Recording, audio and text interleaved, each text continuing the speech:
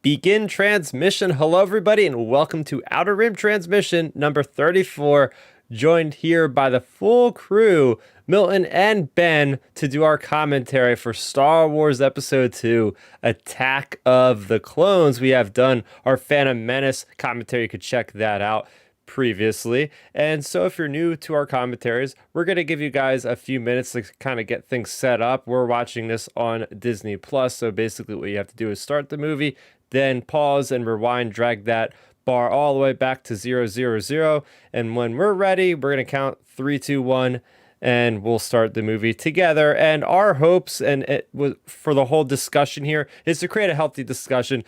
We know everybody watching or listening has watched these movies multiple times, so we're not going to literally shot by shot talk about each thing specifically. We're going to have a kind of an organic conversation relating to certain things and like that. So hopefully we're entertaining enough for you guys that maybe aren't watching the movie simultaneously. Maybe you're at work, at the gym, but at least you'll have a good podcast 2.5 hour episode to listen to while you're doing your thing.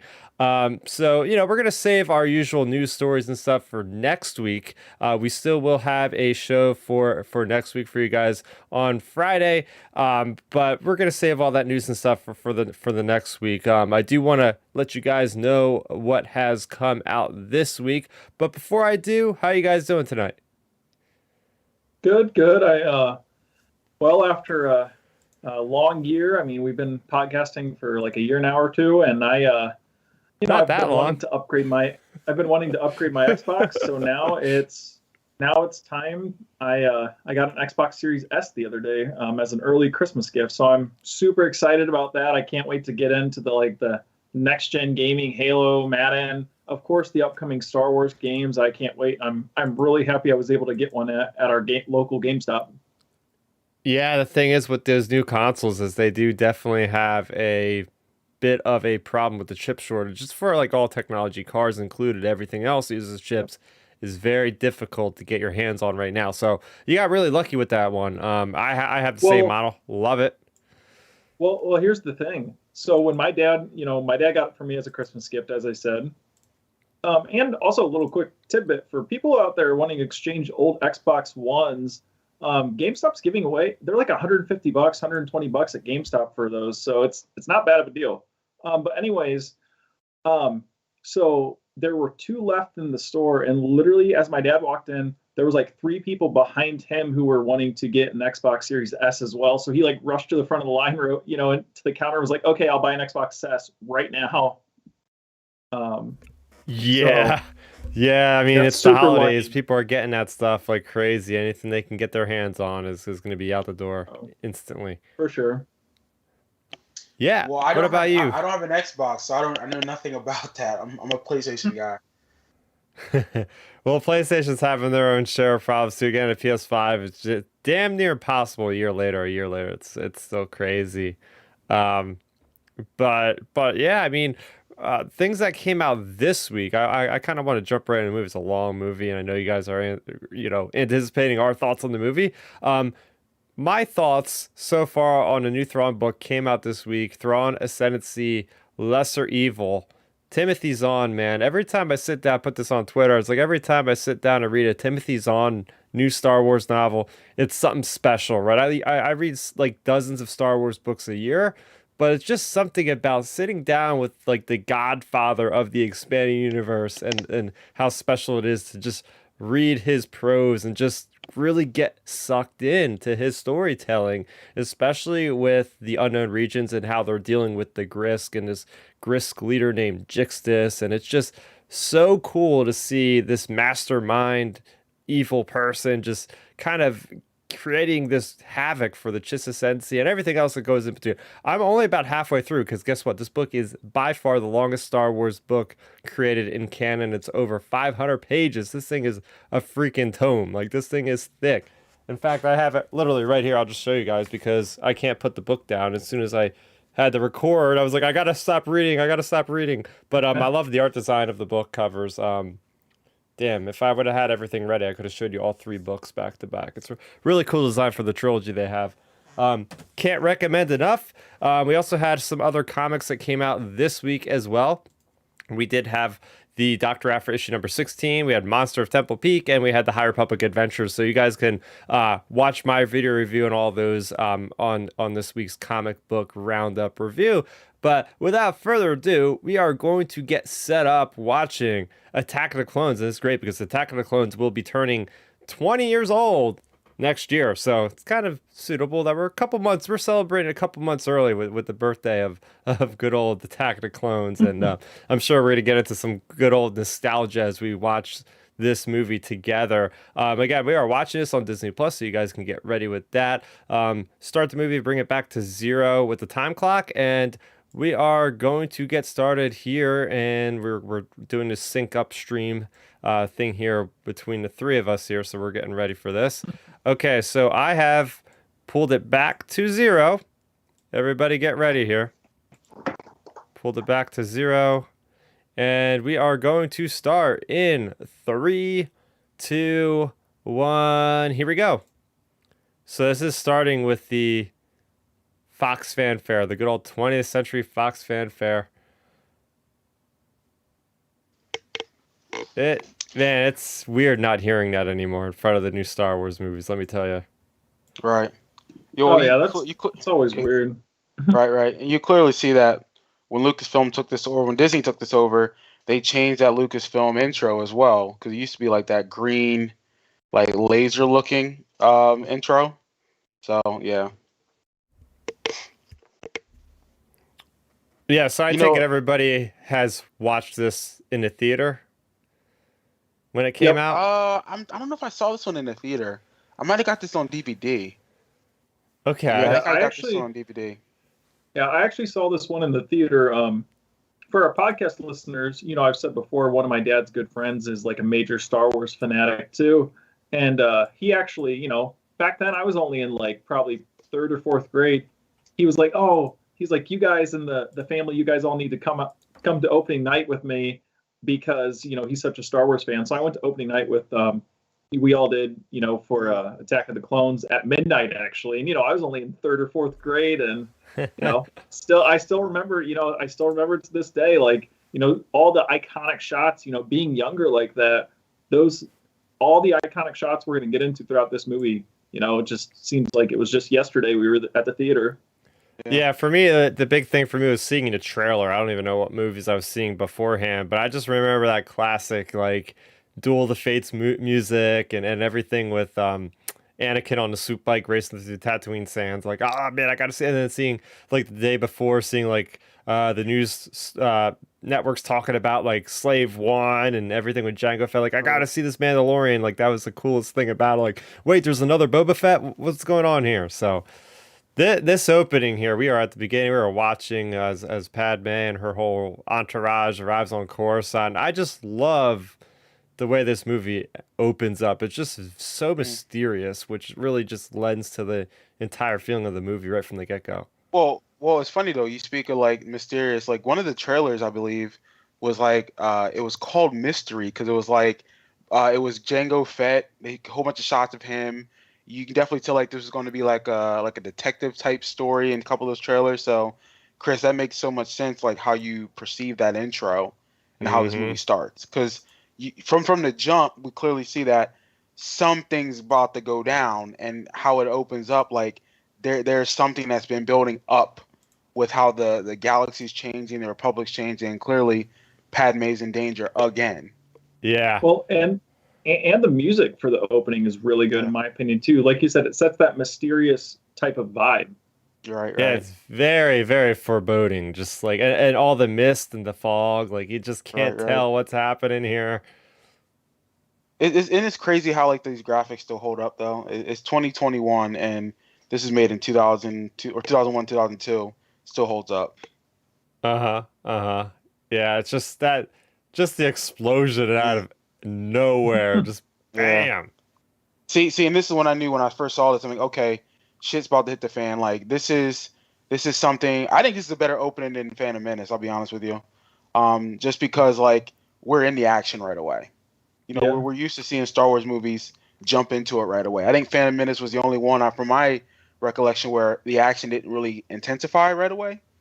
Yeah. So And I like the fact that they show right off the bat, like Padme is this strong character that I mean she's able to fly an Naboo starfighter in disguise like a badass. Like that to me is a cool aspect of her character, always wearing these different costumes incognito. mm-hmm. Oh yeah, for sure. I always say it, and I'll continue to say it. Her character is the most underrated character in Star Wars. I think she never's in the discussion. Like you always see lists of like people's most favorite characters or like the most like strong female characters in Star Wars, and she's never talked about. And I think she's so underrated. Mm-hmm. Yeah, here we got a nice shot of a lot of Jedi. I like seeing this scene right here. I just Yep. obviously when I was a kid watching this, I was still confused about who was Palpatine, what was his role, and clearly as an adult we know he's spoilers, he's the Emperor, but my God, dude, like, and it was crazy though because what I remember seeing him, he looked so old in this one, but in Revenge of the Sith he's younger looking. I think they were trying to age him up with makeup, but then I think George realized, listen, no, let's make him normal and just have like the Sith lightning like just trash him as as we know in the third movie. Oh, yeah, that's interesting. Yeah, go and look at his face. When you see Palpatine in this movie, he looks super old, and I think they did that on purpose, thinking, oh, we'll just age him up.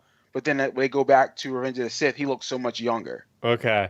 I'm gonna add 1 point to the checklist of every time I watch a Star Wars movie, I notice something different. I never noticed the Imperial Royal Guards in the background there. Yep. Because they would have been blue in the first one, right? I don't think he had red guards yet. No, he didn't. He had those blue like Senate look or those like Trojan looking guys. Yep. Dude, Padme, she's so hot. I'm sorry. I mean, listen, she's a beautiful person. Like, she's fire, dude. Just saying.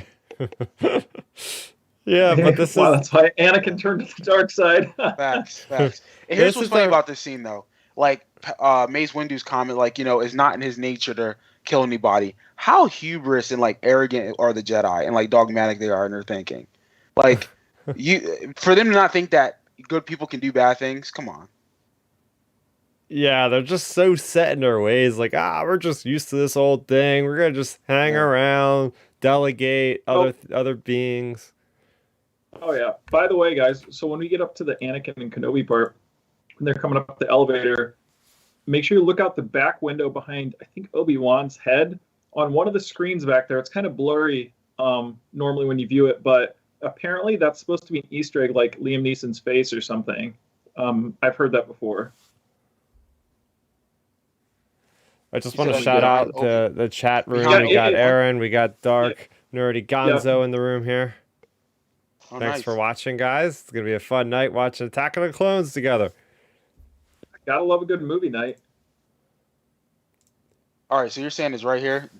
So it's supposed to be coming up like right when we're on the close-up. See, it's either Obi-Wan or Anakin, obviously, but it's like right in the background. You see a screen, and you should be able to see. Obviously, it's not super clear, but it's supposed to be Liam Neeson. Apparently, That is what I've heard. Yeah, I've never seen that. Yeah, it's supposed to be like an Easter egg. I am like 100% sure I've seen that before. Let's see. I want to see more content with Hayden and Ewan, like or Eddie. They don't have to be them, but like before the events of Attack of the Clones. Like I want to see more training of Obi-Wan and Anakin when he's a youngling. Right. For sure. Yeah, and I think it's a good point, Chris. I mean, obviously with this scene, it's trying to show us obviously the relationship as Padawan and Master, but it's nice to see that Anakin, he has embraced being a Jedi. However, you're now starting to see like where his conflict comes in, where he's missed Padme for 10 years now. Yeah, see, the whole thing stems from the attachment that he had leaving his mother at such an older age.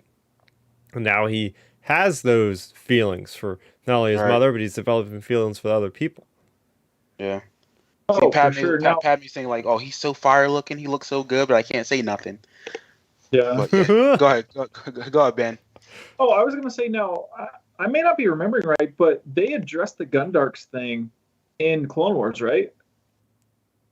I guess. I mean, there was a Gundark episode, but that would have taken place after this. Well, but Obi-Wan had a dream about it though. He did. I'm not Or sure. Anakin had a dream. I'm pretty sure that was addressed. All I know is we're getting a new book called Brotherhood by Del Rey, which is gonna be like right after this movie, and it's gonna show how Anakin gets knighted. It's gonna show how Obi-Wan becomes like one of the Jedi Council members and all that. So that it seems like it's gonna be a Right. pretty important book for these both of these characters. Yeah. Now look, I love how Anakin just questions him like right in front of his Yep. master, and it's like, listen, it kind of reminds me of like that couple you're friends with that argue with in front of you like at dinner, and how awkward that is. It's like, oh, yeah, they do argue, and that's kind of weird. Nah, it's just, but look how Yeah, they make this very awkward for like the audience. that is that is that's actually really a really good point. I didn't think about it from that angle. Yeah, I mean, because Yeah. even who's the guard? Pyfo, as I say his name. Captain And, Typho, and yeah. yeah, Typho. Like Typo. there's a look he gives. He's like, oh shit, like this is weird. Like something's about Yeah. to go down. Because So people at this point look at the Jedi like they're these serene, peaceful warriors that, just keep their emotions in check. And yet you have this guy going off the rails, like right in front of him, like, oh, we don't expect Jedi to behave this way. yeah, absolutely. Now it's nice seeing Jar Jar back. I know a lot of people don't like his character, but I feel like George Lucas was trolling everybody at this point, making like Jar Jar in this film right away. And I'm pretty sure he makes him look at the camera. He breaks the fourth wall here, like right here. Look, or did he just do it? I feel like he just broke the fourth wall on purpose, just to Oh like glance at us man. and say, "Hi, I'm back." So I just absolutely love this aspect of Attack of Clones with the underworld and seeing Zam yeah, Wessel. Talk about an Yeah. underrated character. I need to get more stories about this character because I know the old Bounty Hunters video game had her as a pretty pivotal role with like the backdrop relationship between her and Django. It's like we need more of her. Like give us a cool freaking comic book or something. She's right, awesome. right. Oh yeah, for sure. Like I've said from the start, I think she was modeled after Fennec Shan was modeled after her. Like Yeah, that's a they're good pull. really similar, and then it's just really good like mirroring basically between Django and her, and then Boba and Fennec. Yeah. Yeah, that's a really good pull on that thought analysis because that makes so much sense when you put it that way. Mhm. It's nice to But see Anakin's have the ulterior motive here. He's like, listen, like we want to protect the world. Don't we want to like catch the person who's doing this? Like it's yeah, I it's mean nice to see that. he ain't wrong. It's like these Yeah. guys like you don't pay Jedi to just stand around. Like they have Mhm. more abilities that can help. You could get security like he said. Yeah. Yeah, I No, just love this yeah. whole scene again, Chris. You're so right about the underground stuff and the assassination attempts. Like just seeing Coruscant like this is it's a great thing. Yeah, I just love seeing Coruscant at night. I think they totally stepped it up with this movie only 3 years after Phantom Menace, seeing like all the neon and just like all the various ships and everything going by, just the way the lighting is just absolutely incredible. All these years later, All it's right. unbelievable. Yeah. yeah. It would have been getting filmed, late 2000, early 2001. Hmm. So Yeah, I'm telling you, the graphics still hold up. Now, They now, do. Ben, It's I want your thoughts unbelievable. on this, Ben. What do you think about this conversation here about Anakin talking about Padme and his feelings and thoughts, and how like Obi-Wan's like, listen, you committed to the Jedi Order. You can't, go yeah. back at this point. See, I don't know. It's interesting because like technically shouldn't Obi-Wan report him about like I don't know. I mean, shouldn't Anakin be getting like reprimanded or something for this conversation to begin with? Mm, To even like be straying down like those lines. And I don't know, it's interesting because I think Obi-Wan, like sure he may come off as like a strict teacher, but I feel like he's definitely has some of the freewheeling that Qui-Gon has absolutely. because like why would you do a mission like this Mhm. when you know your Padawan has like feelings for Padme? Like, Right. you know, Yeah. like then again, it could be just testing Anakin. It could be True. part True. of him like growing as a Jedi and stuff. Right. Because Now we're these. getting to the point where he's close to being a knight. Right. Right. Now these worms like freaked me out when I was a kid because I'm like these things are so gross, and I hate bugs in general, but like Mhm. this whole scene's tight because Anakin's really good with a saber. Like you got to see an early glimpse of how proficient he was with a saber when this comes up. Right, yeah, that's the Think of the first time you actually slasher. see him with a lightsaber. You're right. This is the first time we see Anakin Skywalker brandishing a lightsaber. Yeah, That's a pretty bold thing we get to see right from the get-go. right.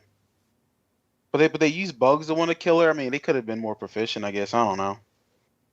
It's Well, I The it's think they bugs. I mean, wanted to like maybe mask her death, like not make it like I don't know, maybe it's some kind of poison they can't track somehow. true. It well, would I think it's send along a the lines of message or even. something. Yeah, I think it's more along the lines of even. If you think about it, bugs Yeah. are Wow, wow, more. done. How quick that was. Yeah. They're Yeah. more.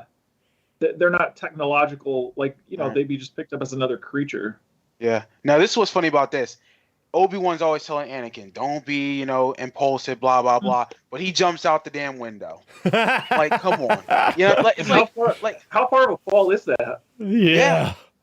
It's like no, you can't be acting reckless, Anakin. But I'm gonna do it though. Just listen to me or don't do what It's so funny. Like they're a match made in heaven. I love this is where you really start to see that relationship between the brothers really start to form. Yeah. This whole Right. chase here, they're just going back and forth. Oh, I wish God, I this could have scene found a was speeder. I couldn't find a speeder. I like, all this stuff, and he's yeah. just bickering. Love it. That's See, snarkiness. I can't not see the behind the scenes. I watched behind the scenes for this so many times. Like I just see the behind the scenes more than I even see the real shots, I guess. I always think these aliens just dropped an F-bomb. I always think I that every time. That's what I love about Star Wars though, is like just adding those little quick clips of the aliens just like adds more world building and like you believe it's more like Coruscant because there's just like all these random people are just like, what the hell is going on? Why is there a guy hanging off a droid? Why is this guy just blowing past me on the speeder? What's going on here? Right. Now she must be a hell of a shot to hit this shot for how long. That's Yeah. crazy. Damn, this is oh my, it's gorgeous. Like just that fall looks so good. I mean, I'm gonna say it all night. Like this still holds up, and it's Yeah. 2021.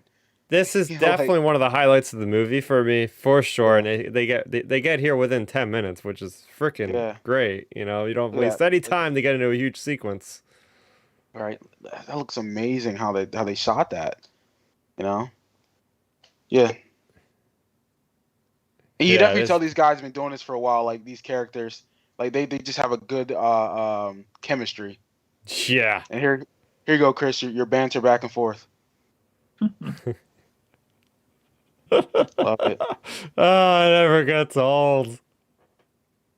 Yeah. Saber Oh, it's techniques. It's it's too great. funny. But again, we can see all of us doing this when we were 20 years old, acting reckless, even though it's a serious thing we need to do. We're like, oh, let's have some All fun right. about it. Let's show That's off and be arrogant. that's like George Lucas. This is basically George Lucas's childhood because George Lucas grew up in California racing cars as a kid, probably Yeah, around the same age as Anakin in here. So he took that life experience and just imported it into Star Wars. I agree. Yeah. Again, that's a great shot, dude. I'm telling you, this looks amazing. This is where I wish we got more Coruscant in the sequel trilogy, just because of this. Yeah. Like I'm it's just Yep. just hoping they man. rectify that and they put it in Kenobi and they put a lot of it in Andor. I think we could see it both a lot this year. Can you imagine if we get Yeah. Coruscant in 2021 and we're watching this Oh, and it's from 2020 or 2000? How the Yeah, I hell mean, is Coruscant live action gonna look if it looks this I good fire. mean, 20 years ago? oh yeah, it'll look amazing. Here's a wild card to throw out there for you guys. What if Boba has to go to the underworld in the Book of Boba Fett on Coruscant or something? Right. Oh, don't get me That'd started, Ben.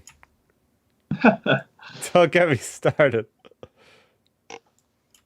Again, just more arrogance here, even though he knew better. Like it's just he's like, I don't care, I'm still doing it.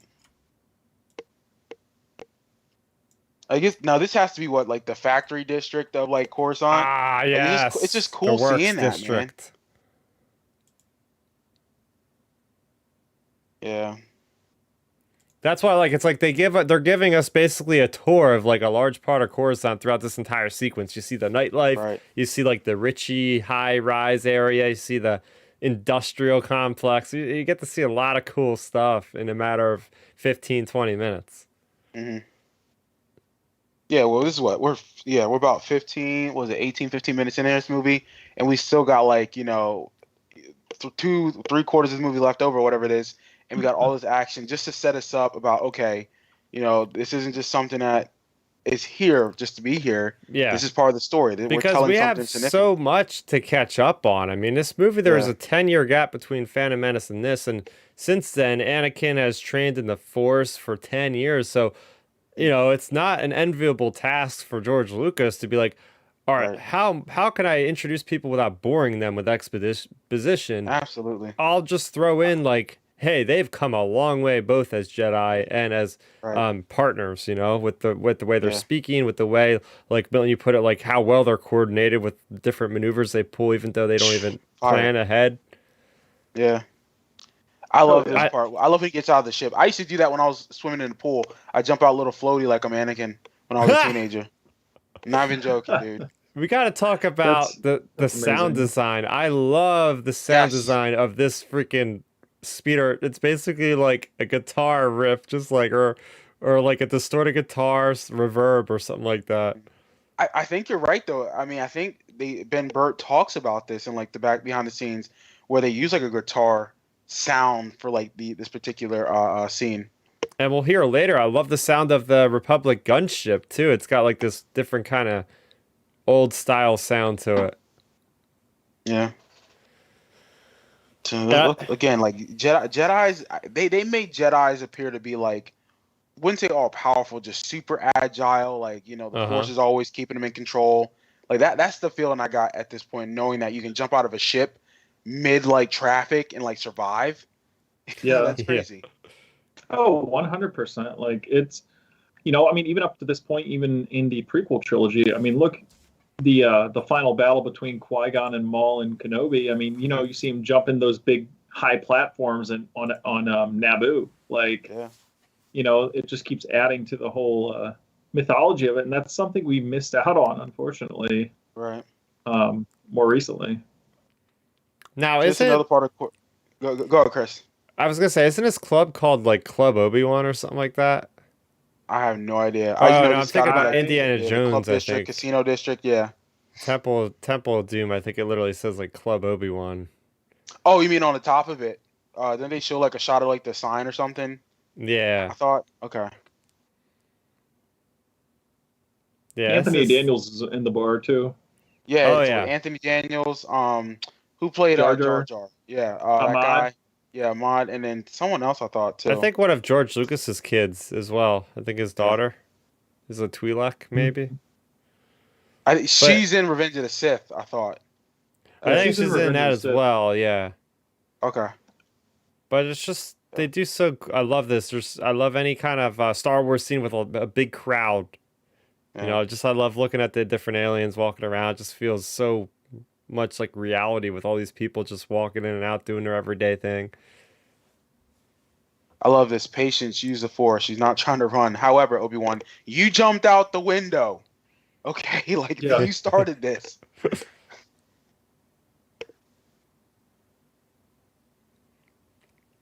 Again, I love this banter. I feel like you want to be the death of me. How ironic is that sentence? Yeah, right. Yeah. I just love looking at the games. Like I want to like they have like legit pod racing. They have some football-esque things, some critters running around. Yeah. Again, we never saw this before. At the time of this movie in 2002, we never saw the expansion of worlds like this with Star Wars. We got a glimpse of it in Phantom Menace, but to see the underground and how this is very much like how our world would be clearly today with like casinos and bars and clubs. Like it's just the difference is they dress different and they're aliens around. Death sticks. Wanna buy some death sticks? Slimo something his name is. Yeah.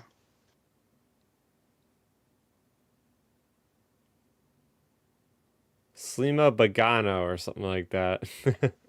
Yeah. I like the build up. I really do like the build up in the scene because you're not sure like who's where, like what the location of each character Right. is. Because they keep showing like the shot from the waist and like different noises, and it's just like, oh, are they gonna get Anakin? Is she gonna get Anakin? And it just switches up and it's Obi-Wan. Yeah. Now, does Obi-Wan slice her hand off it, right? Yeah, He it's cuts her basically the hand same off. thing Okay. from Yeah. A New Hope. Yeah, Like he it's slices her hand off because the actual action figure has a removable hand on it. Is that what it is? Okay. Yep. I think I remember that, yeah. There goes Anthony Daniels and Jar Jar himself.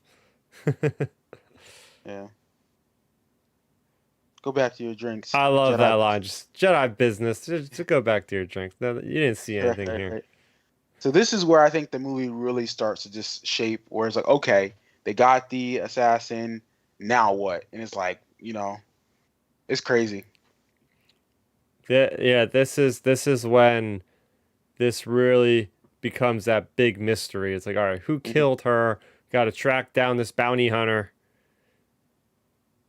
Just love that. Just see Yeah, him jetting yeah, off. because to this point we don't really know who, well, or why, I guess, other than she's a senator.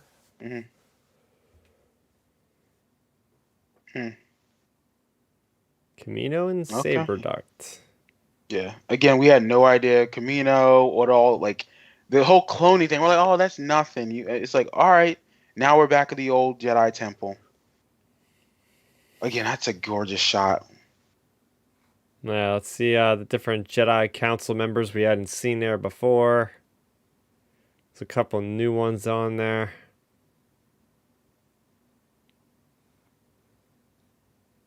Now in this movie, Yoda was digital. This is the Yeah, first one Yeah, they made him digital. he looks 10,000 times better.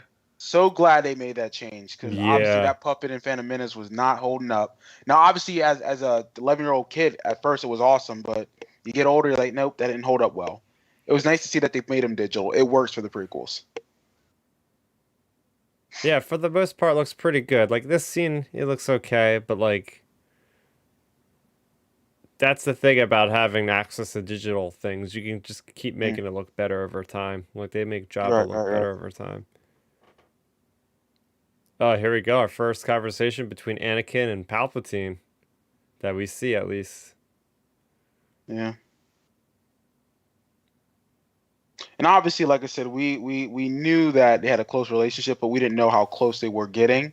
And you see some of it here. Like you get to see that Anakin is still figuring him out, but he trusts him as well, you know. And Palpatine just grooming him. Like he's like, "Yep, I'm a stroke your Mm-hmm. ego," all that type of stuff. Mm-hmm. God, Palpatine said, like, how crazy, how patient you have to be to be the bad guy for 15 years, and then you execute your plan in the third movie. Like how, like you wait that long? Yeah. Well, Yeah. well, think about it. This plan has been going on probably even longer than Longer. that, because Yeah. Yeah. when did the order for the clones get placed? Was it 10 years before 10 Phantom years ago, Menace or yeah. something? Well, No, it was it was around at the the time end of of Phantom Phantom Or Menace, was then it I guess. was it Phantom Menace? Okay. Yeah.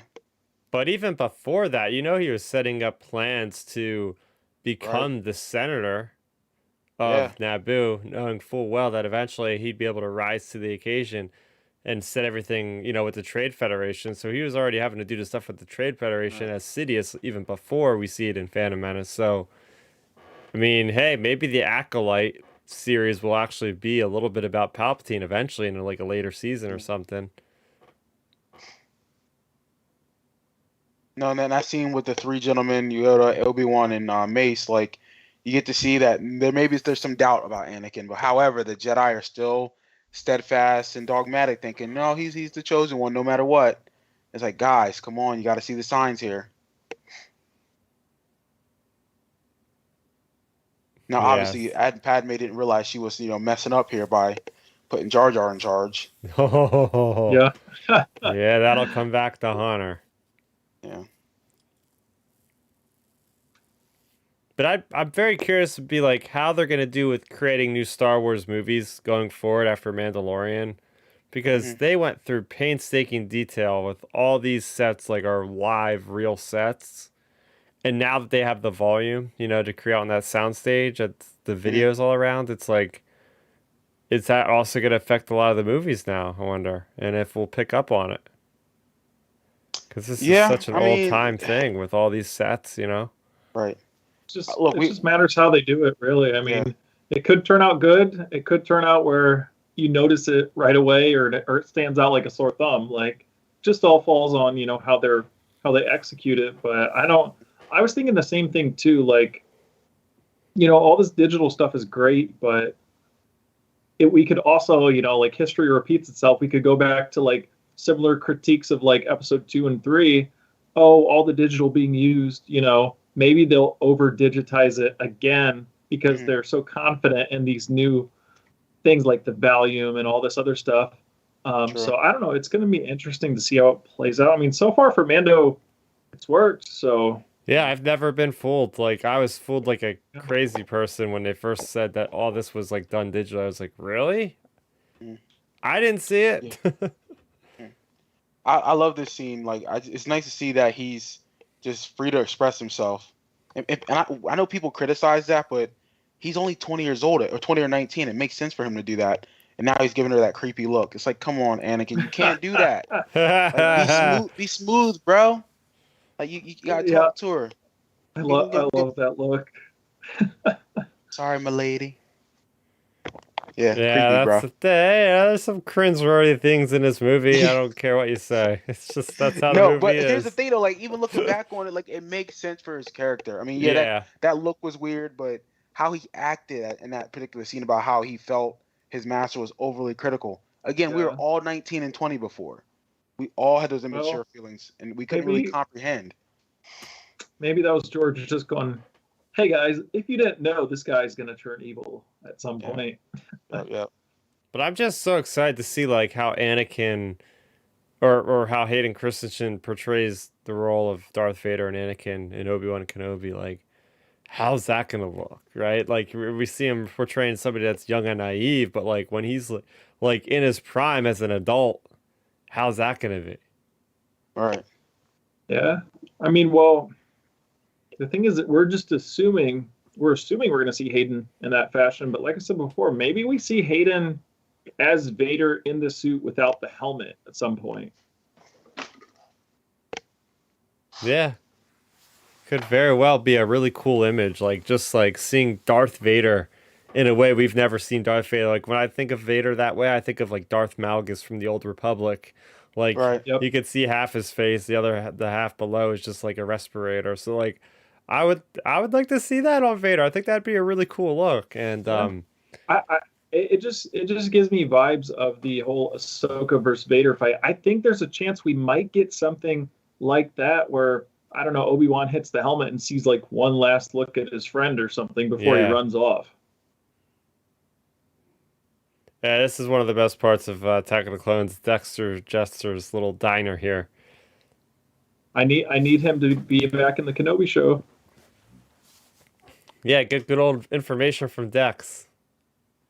God, it's because that shirt makes me laugh every time I see it. He's so gross looking, dude. Yeah. Look at that. Look at that shirt. I almost dropped an F-bomb on your show tonight, Chris. Because every time I see that shirt, I'm just like, oh my God, dude. And I think you see his ass crack here at one point too. Yeah, he picks up his pants with his other hand. And you just think if you're going there as like a bar patron to eat. Oh God. Look at that gut. Love it. Yeah. I think that's amazing, dude. Just make him look all raggedy, but he clearly is an essential part of this scene. Like the effects, man. Like, just for a whole digital creature, dude, for 2002, it's nice.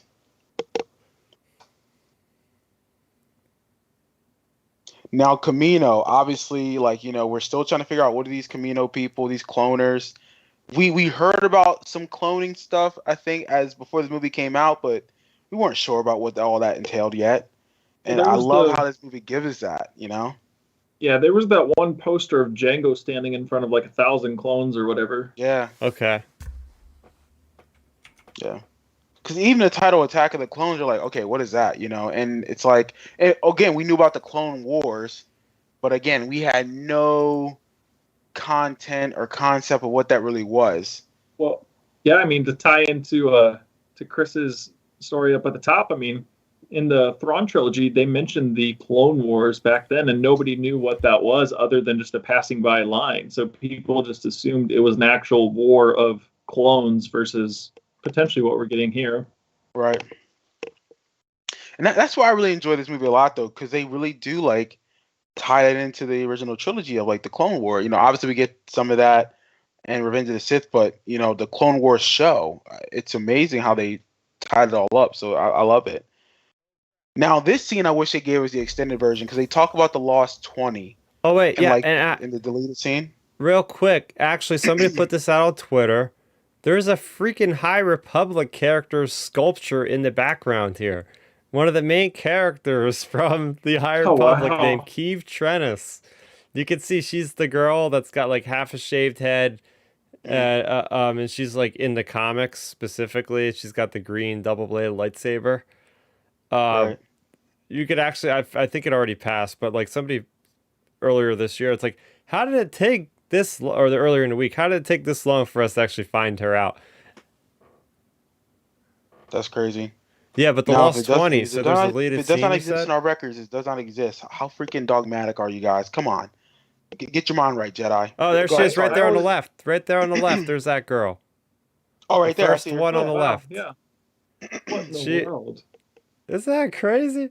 But Yeah. yeah, people don't like she gets a much better rep in the comics, what the librarian, Jacunda or Oh, Jacastanu. Jacastanu. She's a Yeah. badass in the comics. She's one of the survivors of Order 66, and she goes toe to toe with Vader over like the course of like 2 or 3 comics. Yeah. Oh wow. And she Yeah, It's has like crazy this how like that scene just lightsaber just weapon. shows a lot about how the Jedi are Yeah. they're just so like not there, but yeah, it's crazy. I used that meme of her saying it does not exist so many times when we were leading up with the Boba trailer and Kenobi trailer, Mhm. sending that to people. Right. I love how Anakin's trying to justify here, like, yeah, we actually are technically supposed to love, but Technically, if you yeah, if you squint your We eyes are and close encouraged one to eye and love. look sideways, but I mean, honestly, I don't think he's wrong. I mean, again, the Jedi just were so dogmatic and just caught in their own way of doing things. I mean they were a cult basically. Yeah. I mean, It's cool. We get No, to see a lot of like the life of the Jedi Temple in this movie. Going to absolutely. different rooms. You're seeing training. You're seeing Right, right, right. the Jedi archives, the younglings Here's training. here's my one beef about this scene, Chris. This is my one beef about this scene. You remember when in Return of the Jedi, Obi-Wan's like, Anakin or Yoda taught me, blah blah blah blah blah. I feel like this scene was thrown in because of that. And Obi-Wan's like, oh yeah, when I was 10, that's when Yoda instructed me. Like, of course Yoda instructed you. He instructs everybody. Like that's my one beef about this scene. Other than that, I like this scene because you get to see the younglings and what they're all about. Yeah. yeah, I think the good part about this scene, I mean, I guess if I want to take a dark turn, is Ah, um, come on. Don't, I gotta go there. I think the good part about this is this makes that moment in Revenge of the Sith, the whole Master Anakin, like that yeah, scene, it makes that more of an impact because we have more of a feel of like, holy smokes, they're like little kids in the right. temple. Yeah. I mean, this is a beautiful shot too. And then to see how simple like these kids think, not in a bad way, but just like, hey, like, it was erased. It's like, oh yeah, this kid's right. Like he's like, yeah, it probably was erased. Just look into it. So, Master. Yeah, simple answer. Someone erased it from the archive.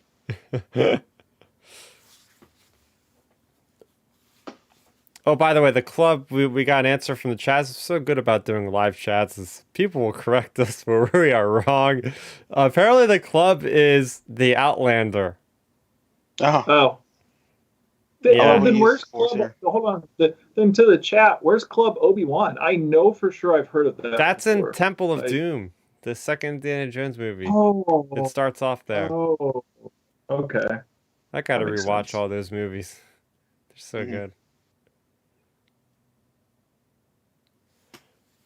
Yeah, this is All why right. I like this whole aspect of Obi-Wan's journey. I guess I didn't connect with it as a kid, but the older I Mhm. get, I'm like I love like this um noir. It's kind of like a noir story, like he's going Yeah, around just trying to get down to the bottom of this mystery. right. Now This this other shot, part like of I the said, story you I get to see could do Naboo. without. Going Dude, from I this would point live. I forward. would live in Naboo. I ain't going front. If Naboo was real, I'm moving there. Like it's a beautiful planet, dude. It's the only planet that doesn't seem like it's ridden with criminals and it's like harsh Yeah, landscapes or anything. It's rather pleasant. There's it's it's lakes and there's it's a lots of paradise, fields. Yeah. Yeah, and you can't live on Endor because you'll get attacked by Ewoks. right? I love how she's like, yeah, they want to keep me around longer, but I don't want to, and I'm glad that they didn't. It's cool to see that Padme's got a moral compass, and she knows the importance of keeping like, the like protecting the government, protecting people's rights. And Hmm. you obviously get some of that in Revenge of the Sith. Now you guys talked about sets. This is a real building in Italy, I believe, where Yeah. they filmed Yep. this. Like this is gorgeous. It's like this is dope. Damn. Yeah. Yeah, God, so it's she's cool. We get to see more about Naboo. We get to see again different landscapes of Naboo. This movie does so good with the world building for all the locations. right. Now, how disrespectful, and we're about to see it in a minute, is your girl Padme to Anakin? Just call him a freaking Padawan learner in front of everybody. How'd you Yeah, gonna do that to that's my boy? that's that is pretty bad. Yeah, love it. It's gonna I happen. I'm like, wow, it's crazy, if I'm Anakin, I'd be like, man, I just got friend zoned. right? Or is it, hey, I'm just gonna you got owned in front of everybody. Master Yeah. Jedi. What do you suggest, Master Jedi? Yup. Oh, Anakin's not a Jedi yet. What? Like you gonna do me like that? Hold on a minute. Look at that look he gave. He's like, yo, he's like, Biatch, you got me messed up.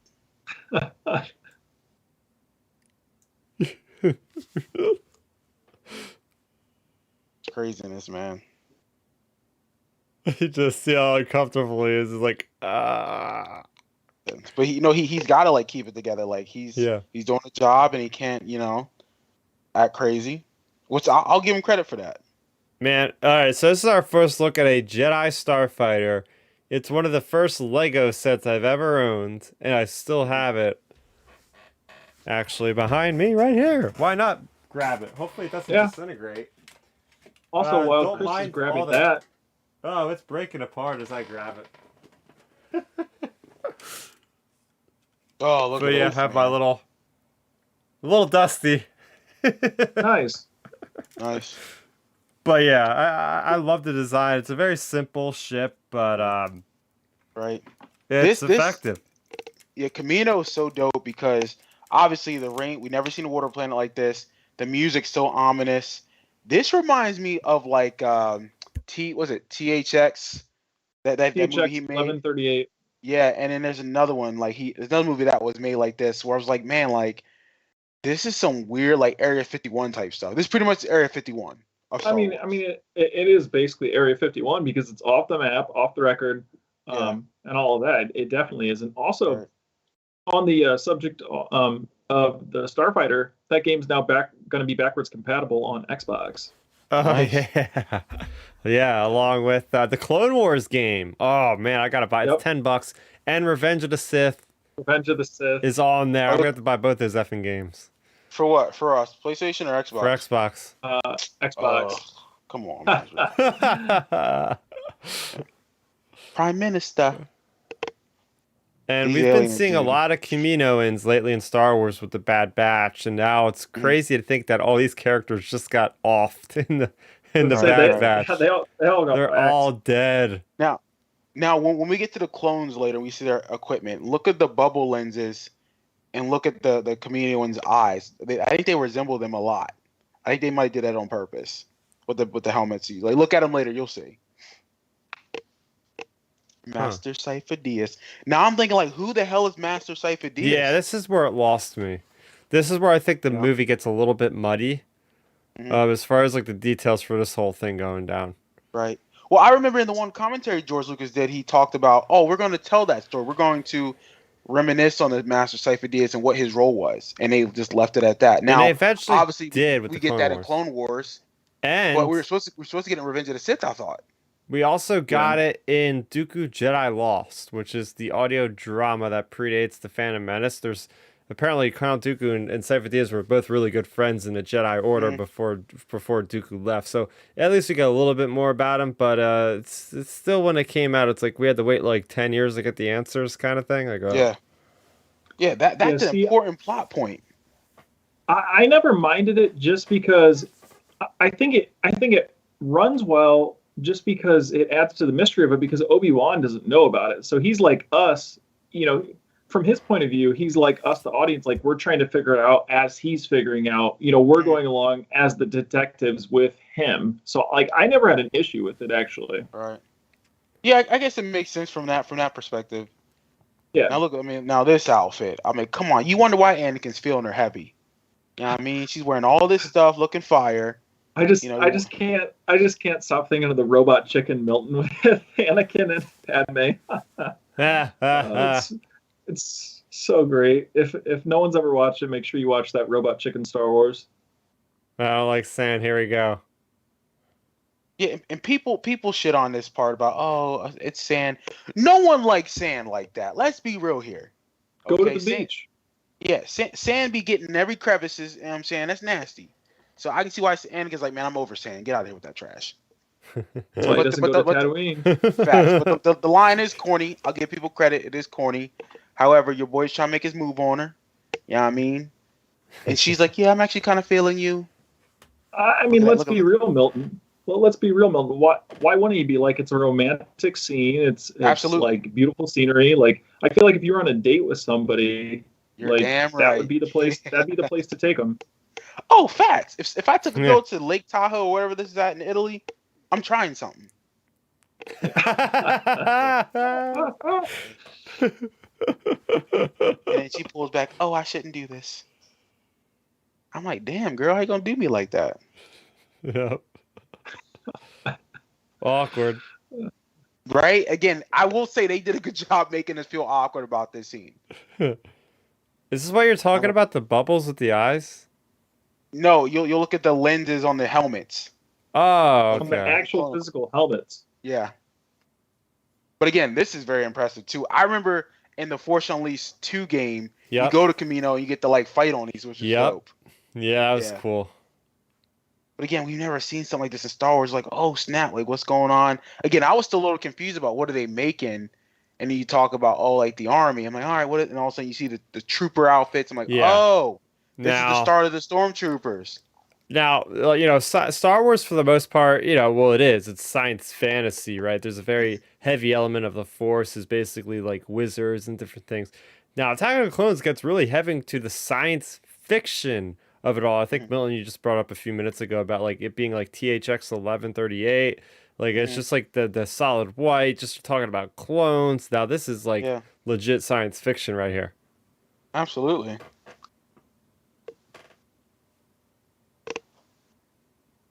Yeah, like I said, it's still holds up. This See, and everything in this. my whole thing with this entire movie is like not to like crap on any of the Anakin Padme stuff, but you could cut out all that stuff, add an extra 35 minutes into the Kenobi cloning storyline, and we'd have a great movie. Oh, you're not wrong. Yeah. Absolutely. Ben, I can't even argue that. Yeah. Yeah. Because to me, when any of these Camino scenes, you're always locked in. Like the Yeah. Anakin Naboo stuff can get kind of like, Kind of shake it up. And now I love this shot, dude. That the music swells up The for this. music. Oh, Oh man, troopers walk that's in. the freaking money shot right there.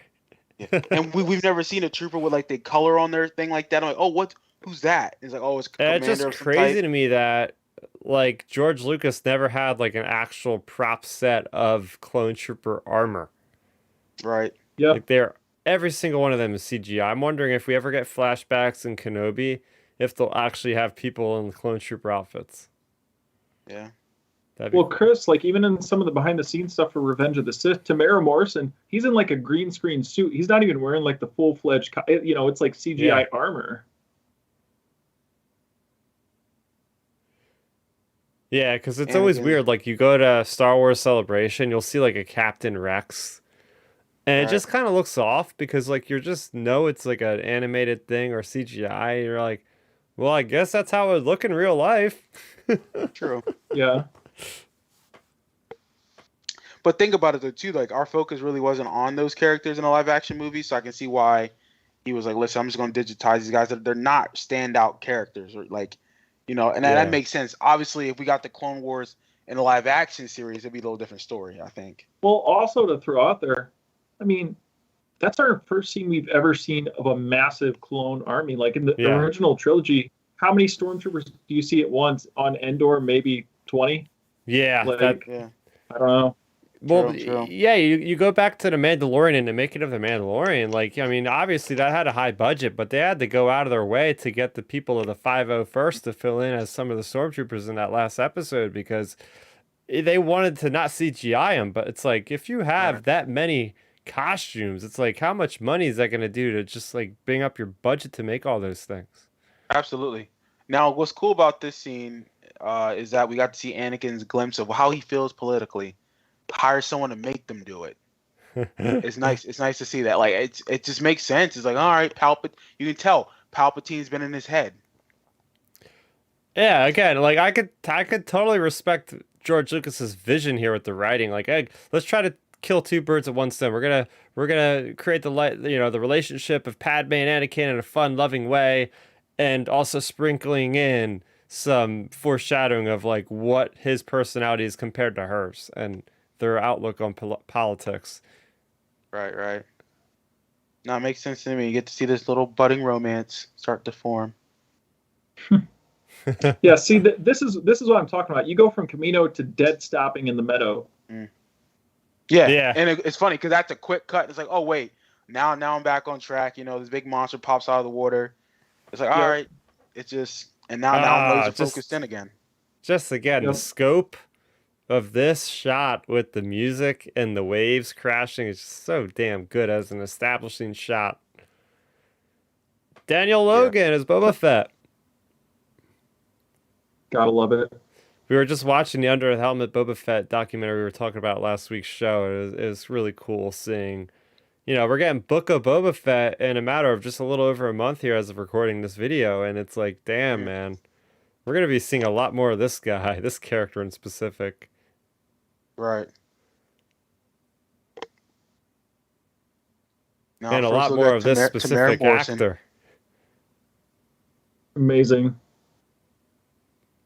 Doesn't say much, but he has such a presence about him. You could just feel the tension between him and Obi-Wan playing off of each other. Oh, I love because he knows that Obi-Wan knows exactly who he was and what he was doing. Mm-hmm. Yeah, you're right. Just doesn't say much. He's like, yeah, but I do feel like he gave himself away clearly in this scene. But he's like, I don't care. He's like Django's arrogant as hell. Like you can definitely tell. He's like Obi-Wan is. I want to challenge a Jedi. I want a Jedi to challenge. Well, the thing is, like up to this point, like in that Django comic that came out before, I mean, Django literally, has killed Jedi before, and up to this point, like in canon, he's had Boba kill some people before, and Boba's freaking 10 or so. Like, yeah, I mean, he gets on those guns like he's done that before when he's trying to kill Obi-Wan. It's not like this is the first time he's ever tried to kill anybody. I could see it.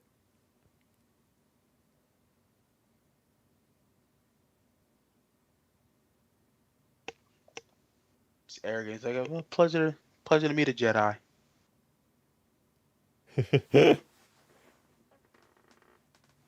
Man, see, listen, Obi-Wan's such a badass. He don't even care. The real question is that always gets brought up in this scene. I've seen it debated on YouTube and other places before. When Obi-Wan initially walked into that room, did he see that armor sitting there? Well, I was just looking because at one point he's still looking in the direction of that door as Django's like walking back to tell Boba to shut it. So I think he definitely seen it. Yeah, I think he saw it. I think he just played it off. I think he didn't want to tip his hand. Yeah. Oh God, I love this scene too. So listen, this is where I wish I had the Force, just to do stuff like this. Dude, I'm such a child, dude. Because I'm not even kidding you. I'd do stuff like this if I had powers. Just to flirt with a chick. Oh, I cut your steak up for you. I got you, boo. Just slapping steak juice all over the table when you move it. Right? Yeah. Yeah, that's too funny. And like I said, look, Padme doesn't help herself either in this, not in this scene, but the next one, because again, the next outfit she's wearing, like you expect Anakin not to be like, hey, I'm feeling you heavy, you're that hot. This is literally a date right now they're on. Yeah. I mean, look at the scenery, the everything. Yep, the lighting, the shadows, like her outfit clearly. And she's wondering, well, no, we can't do this. He's like, no, we can. Like, yeah. But I do like this scene though, because it's nice to see that she is being the rational one here. Like saying, listen, we both are we're trained and we are a mess in what our careers are. Think about the long-term planning. Like she's seeing long-term, and this outfit's still ridiculous to me. However, I'm just laughing so much because the robot chicken scene is this scene, and it's that's so what I'm perfect. saying. Like it's goofy, but she's trying to be rational in an irrational scene with how she's looking and how she's even coming off. Milton, have you seen the robot chicken? No, I haven't, but I'm sure I'll watch it. Okay. All right. So Milton, basically what happens is, they have this exact same conversation, and as Padme's talking, she like walks over and she walks over and it's like a stand-up shower, and it goes whoosh, and like water shoots all over, and Anakin's like, oh, and she's like, Anakin, we can't do this, and it's so flippin' funny. It's too funny. Come on, Padme, you ain't helping yourself.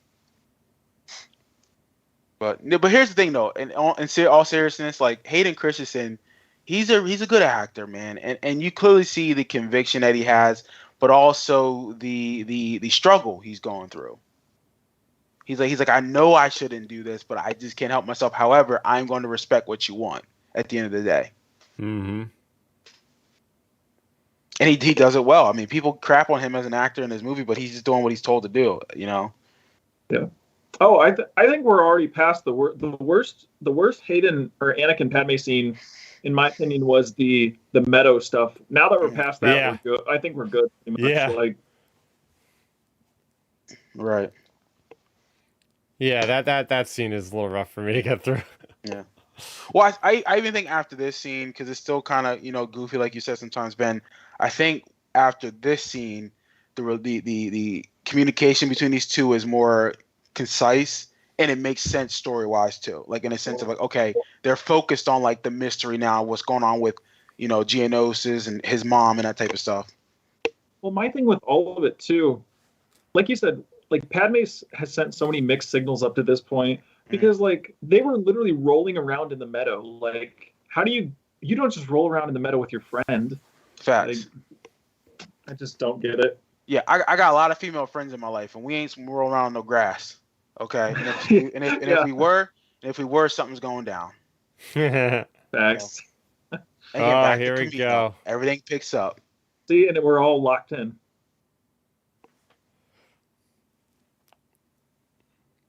It'll take more time. The coolest thing about the behind the scenes for this Camino stuff is, like, they were actually like spraying water on set and everything. Like, yeah, because they built this part, right?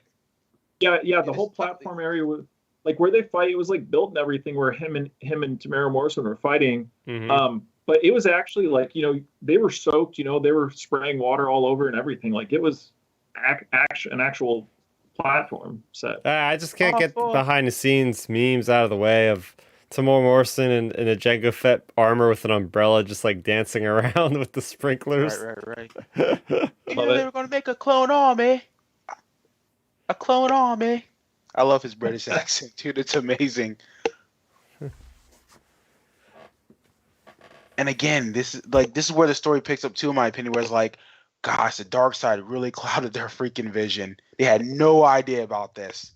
Oh man, I forgot to point out when he said, "Oh wait, no, that's when we get to Geonosis." Never mind. But when you get to Geonosis later on, just as a note, keep your ears open. Does Obi-Wan say "scramble the code to old folks' home"? Like, I've always thought it sounds like he says it right before he sent the transmission here. Oh, okay, I missed it. Okay, yeah. So, okay, I was gonna say, I swear it sounds like he says "old folks' home," but I'm not sure if I'm hearing it. Okay. He does, and it's funny. Okay. It's a funny joke that he throw in. I like it. Yeah. Boy, I never got that. That's crazy. Yeah. He's like, and I have subtitles on right now as we're talking over it, but I should have. Damn it! I should have liked that. Right. We Okay, did cool. not see. Good to know Yeah. that's confirmed. Yeah, Old Mace. folks And now move. Mace is like, well, we should tell the Senate. No, you dummy. Like, keep that to yourself. Man, the more I see Mace, the more I just want Boba Fett to knock him off in the show in Book of Boba Fett. Yes, and yep. Look, I love now the whole dream sequence. I like it.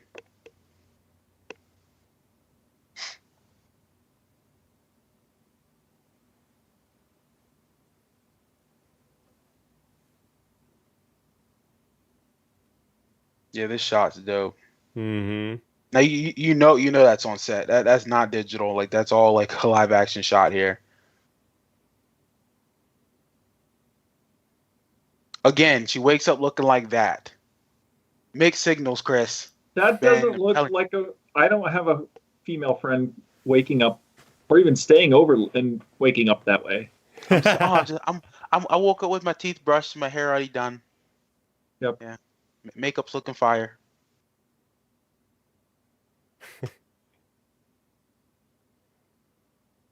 Jedis don't have nightmares. I love that piece of dialogue.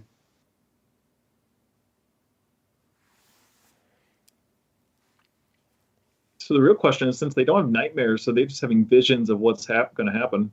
Hmm. But I think Anakin's just a special breed because again he had that attachment with his mom, so he's gonna have those thoughts and visions of True. her. Mm-hmm. I think most Jedi are just like whatever. We're one with the Force. We stay in the moment. Anakin's like, no, I'm gonna feel my feelings. I'm gonna embrace my connections. Which again, what Jedi that we know does that? That's Luke Skywalker. He knew that. Even Obi-Wan. Qui-Gon was kind of like that. Qui-Gon and Luke, in my opinion, are like the ultimate Jedis. In my opinion, of the Oh, complete yeah. Star Wars. I think Qui-Gon's the most rogue though. He is like a Facts. maverick. Sure. He does not get along. Oh, beautiful shot of the slave one. Yep. Yeah. I love it. Now, did you think that was the actual slave one we got later, or did you like a different type? Because when I first saw it, I think, oh, that's not the original slave one, is it? But then it's like, oh, then it was not like, no, sure it what is it. And I just Yeah, love see, the I thought style. it He's was. got the two Yeah. blasters. Right, dude, this is so dope. Yeah, we just God, see we so never many seen a gadgets. bounty hunter do this before. We never saw Boba Fett do this. Yeah, but That's even the like thing, I hold think up George to a Jedi like Lucas- this. Yeah. Kind of rectified the fact that the fans were like so like crazy about Boba Fett dying so quickly that it's like, well, maybe I'll give him his father with action. Right. And see, there it goes. The kid does not hesitate. Boba Fett, 10 years old, is trying to kill Jedi already. Yeah. I like how he's got some kind of like hand-to-hand combat ability with Django. Like he knows how to fight Right. against a Jedi. Like it just smashes him, headbutts him. We- Oh my gosh! Right. We got a lot of that in the Clone Wars though, with the Jedi fighting one-on-one in combat sometimes. Yeah. I love that I mean, shot. look. Oh yeah, I just love this sequence so much. And it makes so much sense now with the Mandalorian season 2. Like we know that Django literally is a Mandalorian. He's not like a pretender. Like Yeah. there Yeah. was like these are like what the Mandalorians would be like fighting like in the height of the Jedi. Well, even with the Darksaber, like that was a Mandalorian who was a Jedi, and Yeah, they yeah. held up. They were the fiercest warriors. Uh-huh. Yeah, it's pretty cool right here. I just love how he retracts the blades on his wrists and is able to stop himself. That's pretty cool. All right. Now I every time I see this scene, I'm still not convinced that he would have stayed up there, even though with that retractable blade, like it's like, bro, you're in Metal Gear, okay, on water. That's gonna slide. Yeah. Like, Well, my unless- thing is, my thing is with him is he only has the spikes on his arms. Like, how is his legs not slipping? That's I what I'm guess. saying. That's why I was like, that's goofy to me. I'm like, what are y'all doing? But I mean, listen, I suspend my belief. Look, it is what it is, and it works for the movie. I love when he hits his head on the ship. Oh, wait, the what? When he walks up into the Slave One, if you guys didn't notice, it goes dink and hits his head. Oh, no way. Yeah, 100%.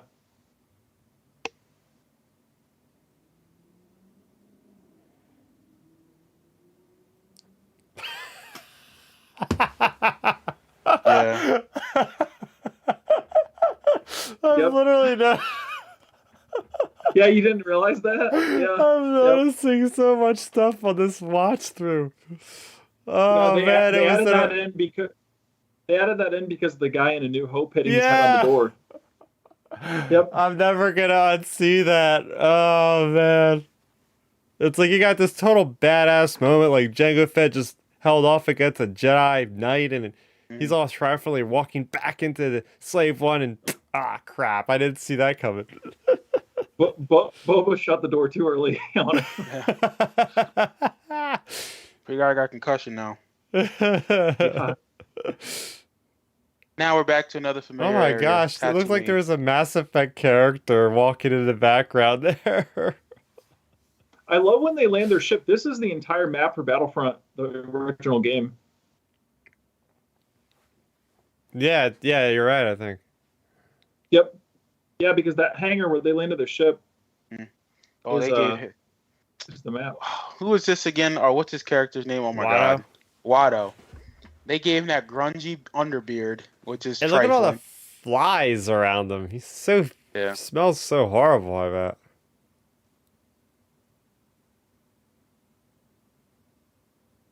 Looking for Shmi Skywalker. Yeah, those flies are gross too, Chris. I And wonder he whatever happened to Watto. probably died of like diabetes. Whatever. Look at it. He don't take care of himself, Chris. Pretty much. We all know that. He's still High got blood all pressure. the pit droids doing his work. Yeah.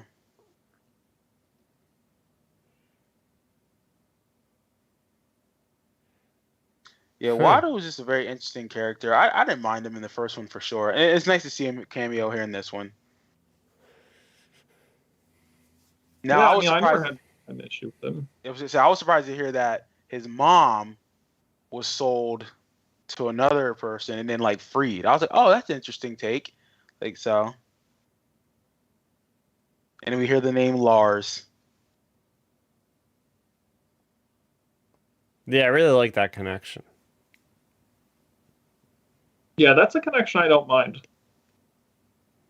Again, it's smart writing. I mean, again, we need to clearly this all ties in, especially to those original three, and it makes sense for that to happen. Yeah, yeah, it's not definitely not like the C-3PO thing at all, in my opinion. Ah, beautiful shot of the Slave Yeah. One. Geonosis. Now, this scene, the Ben Burt, he should win Yep. some. He should have won some of again. The seismic charges, bro. When I first heard this, I was like, that is dope. Yeah. I always imagined this was Jupiter, like as a kid. Yeah. Like- Again, like this is why I wish Star Wars was real, because I'd be like, I gotta see these places. Like it's dope. And, it's just man, and this whole fighter fight, it's just love it. Oh yeah, the sound design's amazing, and I'm so glad they Mhm. put the seismic charges in Mando. Yeah. Yeah. Just I didn't even expect this to happen when you first see this. Seismic charges, stand by. It's like, is there something wrong with the tape? Why is it cutting out? Yeah, I was thinking that too. I'm like, oh, and it's just knocking all those rocks out. That's just crazy. Yeah, I think I've probably seen this scene multiple times when I first. I think I rewatched this multiple times when I got it on DVD. Oh man. I just love how enthusiastic a 10-year-old kid is trying to like murder somebody. Yeah. Like it's crazy. Now we get to see how nice of a pilot Obi-Wan really is. Even though he hates flying, like he's actually really good.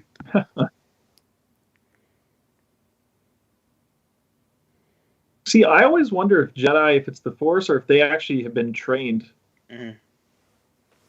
I'm sure it's a little bit of both. I mean, it's kind of Yeah. like they have to be trained in hand-to-hand combat. I'm sure they can use blasters.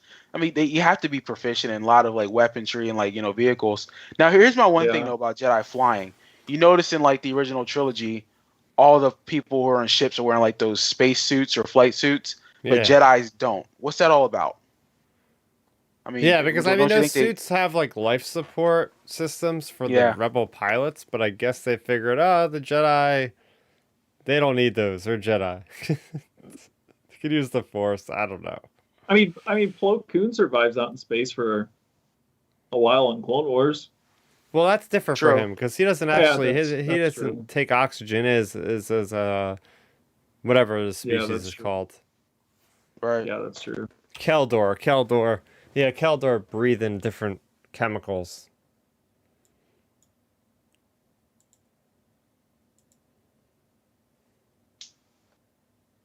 Yeah, this scene still holds up till this day. Like it's a beautiful scene.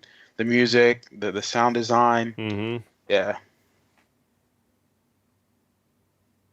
Now, Chris, if I don't remember correctly, didn't the Lego set for this Obi-Wan starship didn't it have like little spare parts in the back of it for the whole releasing the canisters thing? Let me go see. Yeah, fact check me on that. I'm pretty sure I thought it did. But that might have been on the actual toy. We'll see. Nah, unfortunately, it doesn't look like on this it has it. Okay. So then it was the actual toy, the actual real toy then, that had that. Yeah, probably.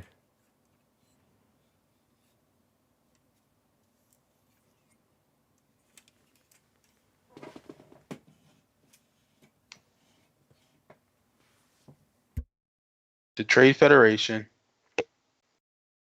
I didn't realize I mean, that's what they were when we first saw this movie. The Separatists. yeah, I think up to this point we haven't even seen any droids, like Yeah. like Trade Federation. Yeah, we're halfway through the movie and we haven't even seen a droid. Right. Yeah, because when we saw all those spears out there or whatever, I was like, oh, is that the Trade Federation? I'm like, well, I thought they got destroyed, but then it's like, oh, they've been around the whole time.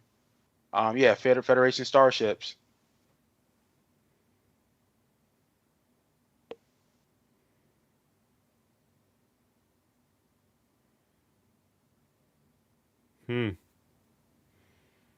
The plot thickens. Now, even just looking at this now is like, we had no idea about the catacombs. Obviously, again, at the time of this movie, about the Geonosis, like creatures, we haven't even seen one of them yet at this point in the movie. But the Clone Wars really did a good job giving us more about this planet. I think, Chris, in one of the comics, don't we get to see the aftermath of like what happened to Geonosis? Yeah, basically what happened was Geonosis is like the base for the construction early on of the Death Star. So what happened was the Empire basically like created genocide on the Geonosians and like dropped like radiation, some kind of chemical bombs on the entire planet to just like sterilize the entire population of Geonosians.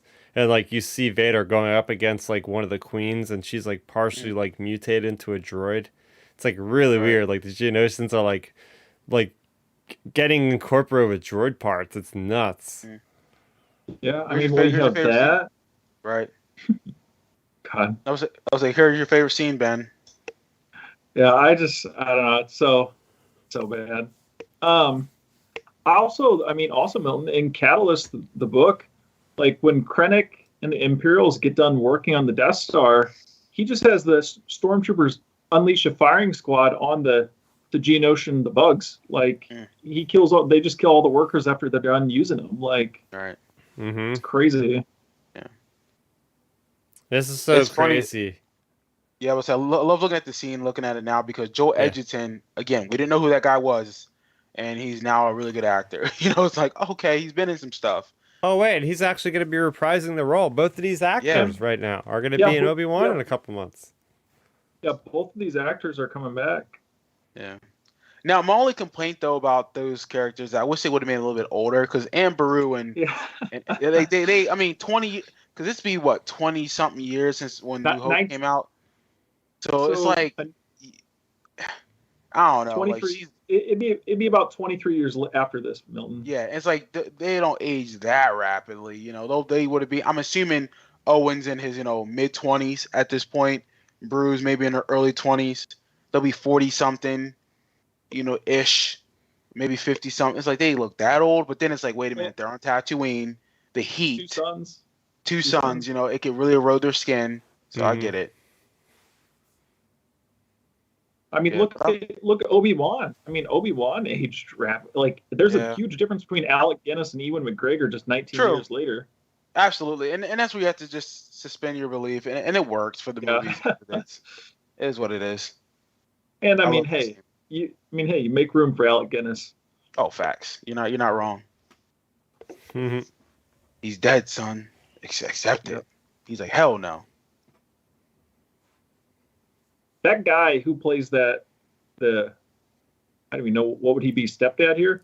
Yeah, step pappy. Well, I mean, he really plays a good like what you'd imagine a space farmer would be.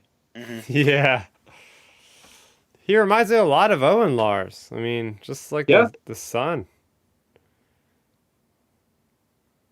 Now, this is a good scene between those two. Like, you can clearly see she cares about Anakin. She's hurting for him. Um, but God, I love how he rides off and that music build up. Oh, that's one of my favorite parts in all of Star Yep. Wars. It's just like the destiny awaits Anakin right now. Just this is a Yeah. turning point in his character. He's ready to go I was and about to slaughter say, the yep, Tusken this is where he Raiders. changes his character changes. Like, he's like, I'm gonna become. I gotta do what I gotta do at this point. Oh, this is freaking beautiful in the Yeah. sunset, and with the twin suns in the background, and it's just like that panning shot of him on the swoop bike. I've always loved swoop bikes, and just seeing him on one just gives me such a thrill with the twin suns there. Oh man, Oh, For it's a dope sure. shot, dude. Dope shot. Even that shot right here with the big old rocks right yeah. there, the passage is off the chain. I'm getting goosebumps even just talking about it. That's how I just love seeing that shot. I know. So good. Well, the thing is, say what you want about all those wide scoping shots. We're gonna get similar shots in these live action Disney shows with the volume because they're not on set. Mhm. It'll be just digital. Mm-hmm.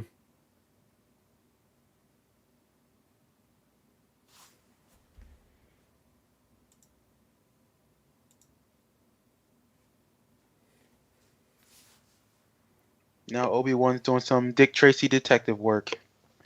Yep.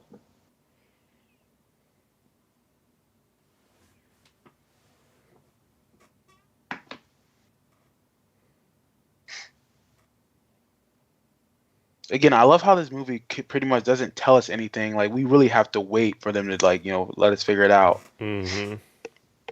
Like I said, detective movie. Yeah.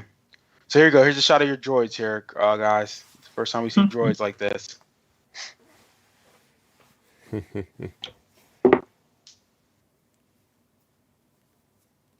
I feel like this is Obi-Wan's movie. 100%. Yeah, definitely. I don't. I feel mean, but feel it's like, also Anakin's too. Well, yeah, but I mean, like, we really got to see, like, we get a lot of Obi-Wan in this movie, like, a lot. I'm sure if we broke it down, I think he dominates the majority of this film. Yeah, well, compared to the Phantom Menace, he Right. wasn't in that very much. Yeah. That was definitely more of an emphasis on Qui-Gon than him in that movie. Right. not gonna lie, I wish Qui-Gon would have just imagine, like, I don't know, obviously you'd have to change the canon around massively. Man, I would have loved to seen Qui-Gon versus Revenge of the Sith Anakin. Like, I don't know. Man. The Techno Union. Now, Yeah, who's yeah. that? I always thought- Who is that? Wat I always Tambor. thought these guys Yeah. I always thought these guys' voice sound off, like Wat Tambor. I don't know, I just thought it always sounds kind of weird. He's a droid, or actually, no, he's not a droid. He's like Well, he's like a cyborg type or Cyborg. something. Yeah, Christopher Lee, such a dope actor. Mm-hmm. Dracula. Man with the golden gun. Facts. Again, how confident you have to be, to sit there and lurk around, the separatists. But then as you're Anakin, you're lurking around, these are sand people. No, sand people. Yeah. Because yeah, I mean, same and they're very dangerous, obviously. And it's like he's that confident to go to a camp, where like they're all there. It's craziness. I mean, it's literally a village or camp of people. Like, Yeah.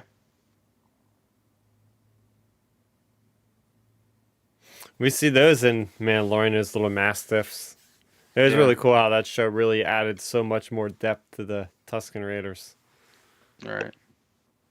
Now this scene, this is Anakin did a really good job. Well, Anakin Hayden did a really good job in this scene. I think acting it out with his mom.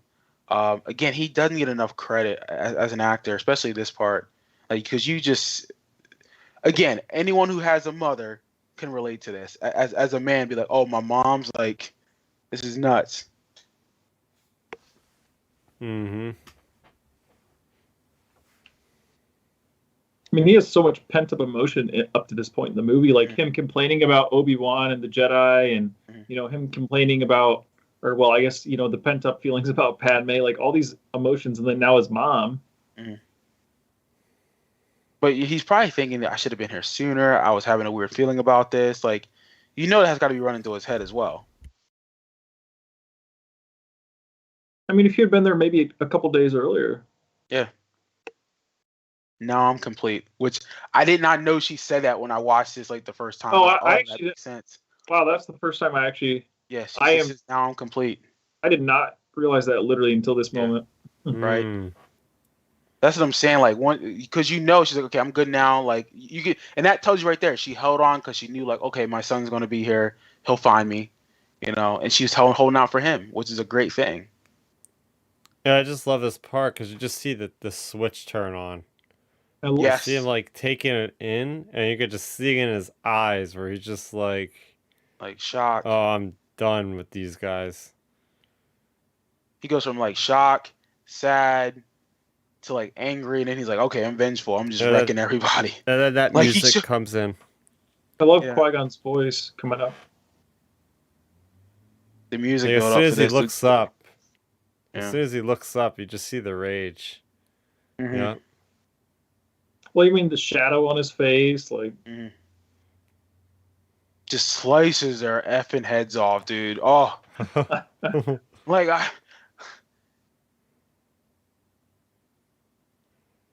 Damn. Like, God, listen, we should have got an extended scene on that. Yeah, I was which about I think to in the say. book, I think in the book they talk about how he's like throwing people with the force and like lifting up huts and like killing people with them. Like, it's crazy. Oh my gosh.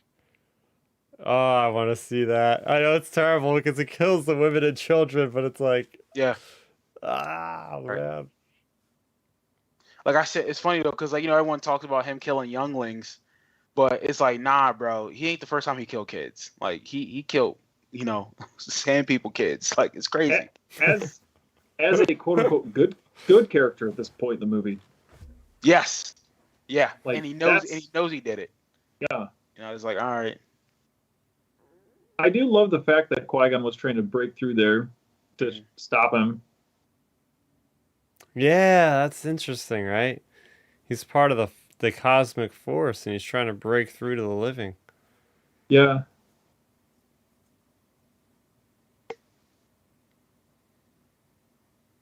So we have about like an hour left in this film, right? And we still are trying to figure out at this point, like, what is actually happening with like these separatists and this alliance.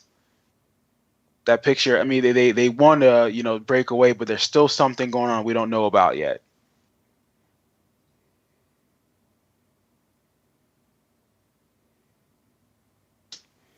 Here you get a good look at a Geonosian right there. Like, things are freaking weird.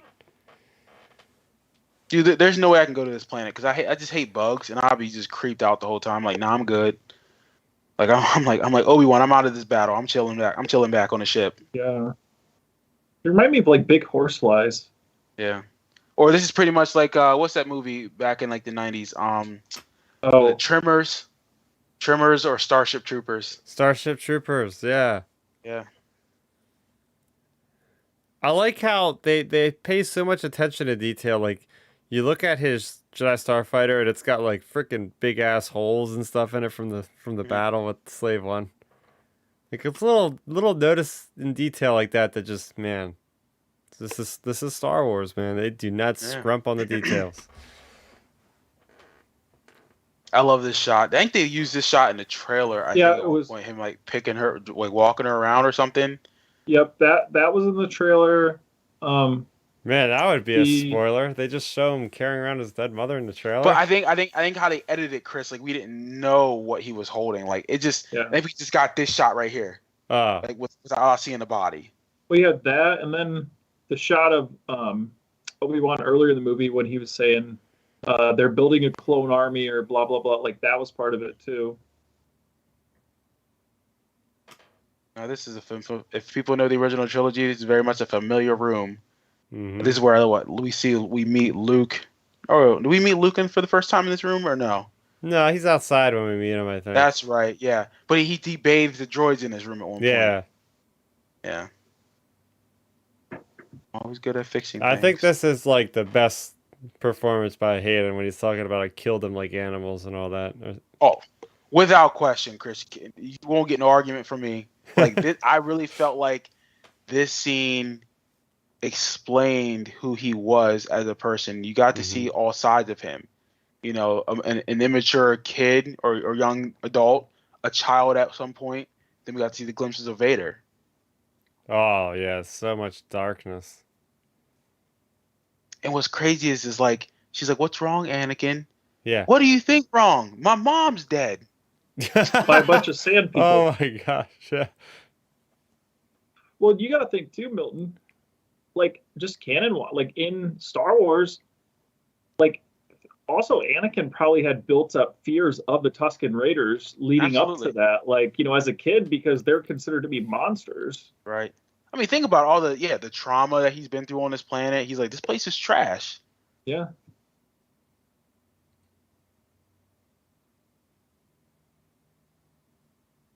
I killed him. I just love how he delivers this. Mhm. And even how he says every single one of them. Like it's just he's like, yup, I got them all.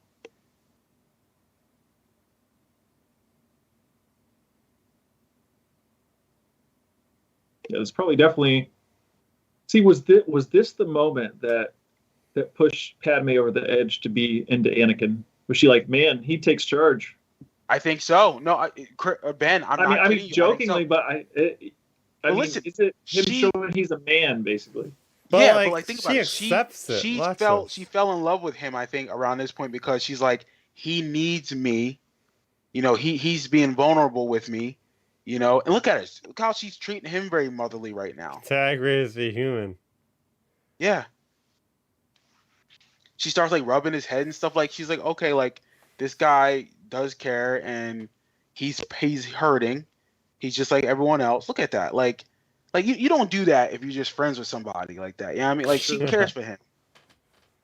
I think you're right. I think around that point, even prior to, she was starting to fall in love with him.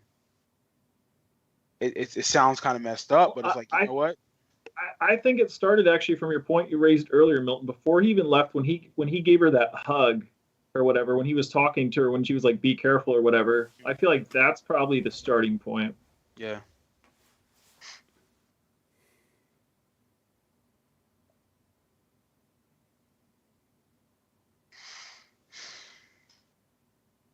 I keep forgetting that Klieg got his leg like cut off. Every time I see this movie, I always forget that he has no leg. I had a figure of him actually. Did the leg fall off on that one too? It came with no leg at all. Oh god, that's too funny. Yeah, no, it literally came with no leg like at all. Like, how do you play with that then? It's like, you can't even stand the guy up. Right? No, Just he sit him came in a in chair. like he came in set back in the day. It was like him and Owen and Baru and C3PO, and you could like set up the little scene. All right.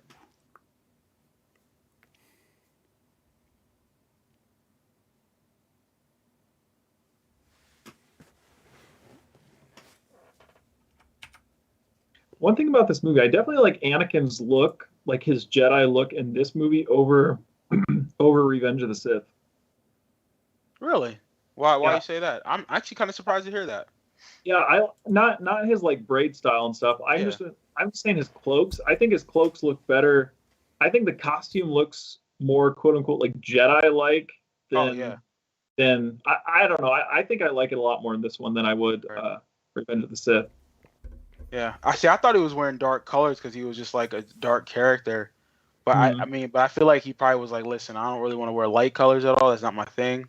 I Yep. was thinking, oh, he's trying to just transition. Maybe he's like, maybe George saying, oh, he'll be a dark side user because of it. But because a lot of Jedi don't wear a lot of dark, Well, fabrics. I mean, that was probably our subconscious things when we all first watched Return of the Jedi. When Luke walked in all black, we were like, Which is "Whoa, fire!" what's going on?" Oh yeah, Yeah. he should have rocked all black clear until his death, but Mhm.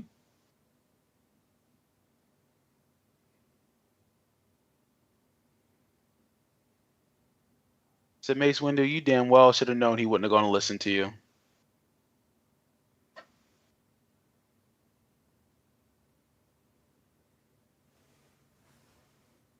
Huh. Okay. See, Padme's like, no, we got to take charge and go and help Obi-Wan. God, I remember when I first saw this, I was like, "Man, that's the Mace Windu. That's the guy from Jurassic Park." Ha! Hold on to your That's butts. pretty funny.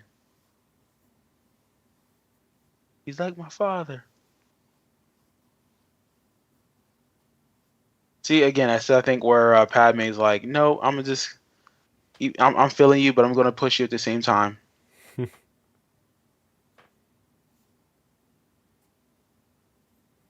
Now, here's the thing, though. Like, 3PO just decided to go with him. Like, you're telling me that Owen Lars didn't put up a fight and say, why are you taking my droid? Yeah, That's a good point. Yeah, like literally, especially with Owen's condition and Cleek's condition. Like, well, even Owen, but like, why would you? That's your service droid. Yeah. Like, it is a little weird too. In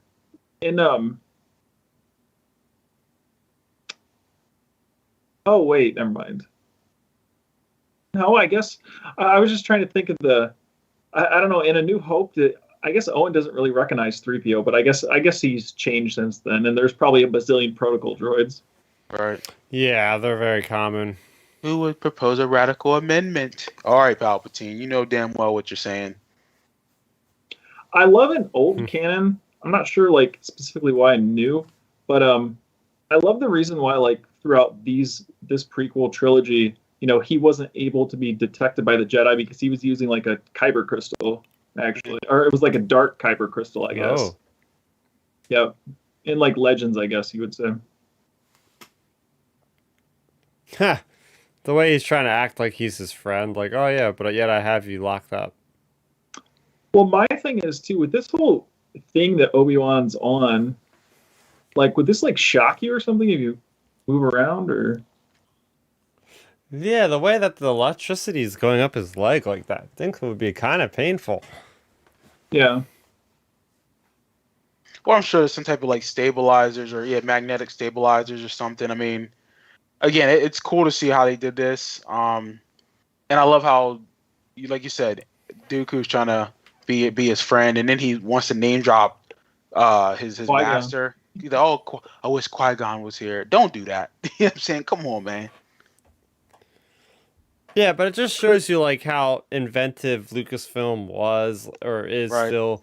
Like, we could have easily had him behind bars. Like, Yeah. Obi-Wan, he could have just been behind bars. No, we're gonna go through the trouble of creating this brand new device where he's just gonna slowly spin in circles, and it's gonna make the conversation that much more engaging because now there's like movement going on and like the way that Ewan has to act like over his shoulder and stuff as he's trying to look at Count Dooku. It's like it's a Right. pretty cool way for dialogue. Oh no, Chris. You're not wrong, man, and I love it. It makes the scene so much better because you're right. Because if he was just locked up in a cell, it's like, all right, like we've seen that how many times.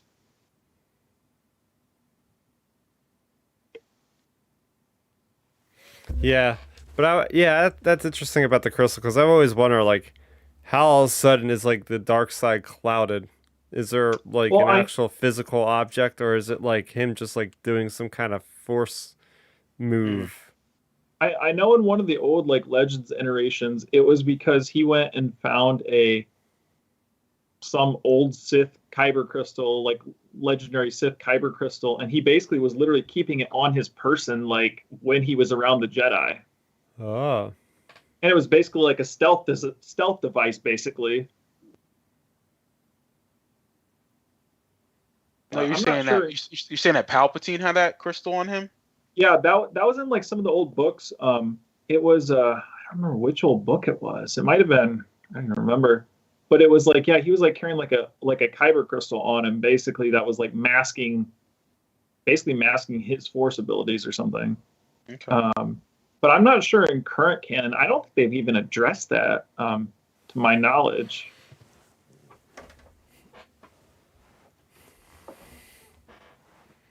I just love seeing this this shot of the inside of the Senate. Mm. Now, obviously, again, Jar Jar has no idea he was manipulated into doing this. I remember as a kid thinking, man, is this what our Senate looks like? Right? I Yeah, thought the same thing. I mean, I was only in like third or fourth grade. I was like, is this our government? Like how the government's designed? I mean, let's be real here. Sometimes I think about like maybe we should be like, the Galactic Senate with our current state of politics. But yeah, Facts. the power you give me, I will lay down when this crisis is abated. No, you won't.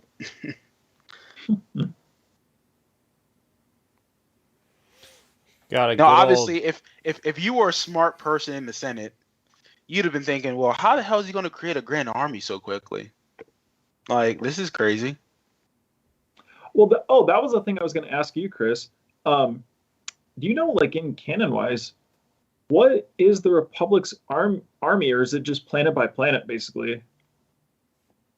Yeah, that's the thing, and I want to see more of it because we don't see enough of it. Like, what was the army before the clones? Like, I want to see like the everyday soldier. Some of the books will hear about stuff, but like, yeah, we Was it haven't like really basically gotten Captain an answer Typho, about that. basically, or like What? those type of like Oh, basically was like the army well, basically like Captain Typho Typho and or Panaka they were just security forces on the planet of Naboo.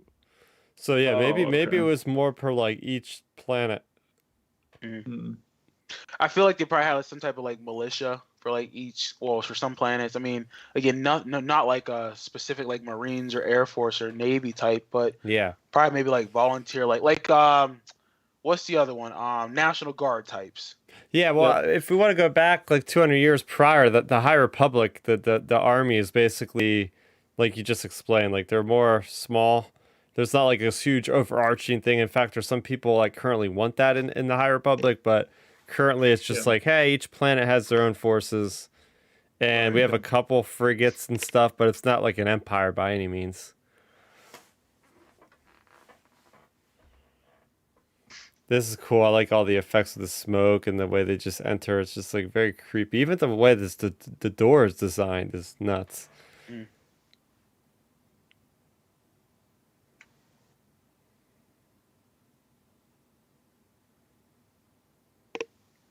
See, again, this if I'm Anakin, I'm like, nah, I can't do this because these bugs are creeping me out. Yeah, I'll just guard the ship. Yeah, I'm like, I'm good. And Padme, go ahead and talk to him. I got you back here. And you know one thing too, Milton, man, if I'm Anakin, if I'm going through all this, I better get one date. Oh, you're damn right. This is a lot of work. I'm like, girl, I'm out here protecting you. I'm killing, I'm killing Bugs sand and- people. Yeah, I'm killing sand people's kids.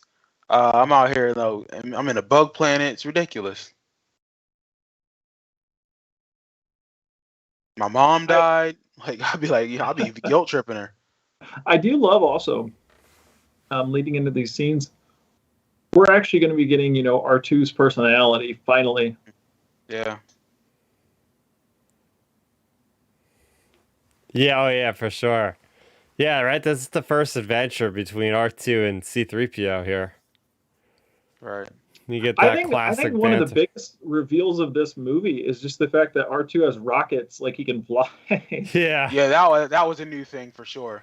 Yeah. And I think a lot of people did not like that. They're like, we never saw it in the original trilogy. I'm like, well, we didn't have the technology to do it then.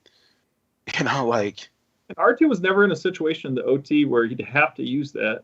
Right. Like, yeah. I remember playing this in a damn what is it, Game Boy Advance at the time had an Attack of Clones video game, and I remember Yep.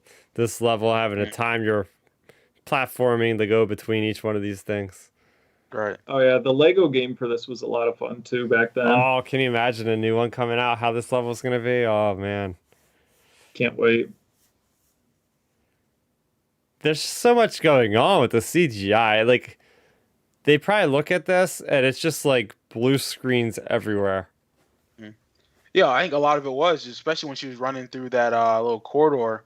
A lot of it was blue screen and like she's hopping boxes and stuff. They said Yeah, they pretty much told her just do what you need to do. We'll direct you here or there, but we'll fill it all in. we'll fill it all in later around you. Yeah. Now, obviously, R2's being a jerk here and it's like, oh, just go, quit pissing around. Like, bro, you're gonna get 3PO killed. Yeah, see, that would be me if you were getting me to like skydive or something. That'd be someone having to push me off. Whoop. Yeah. I'm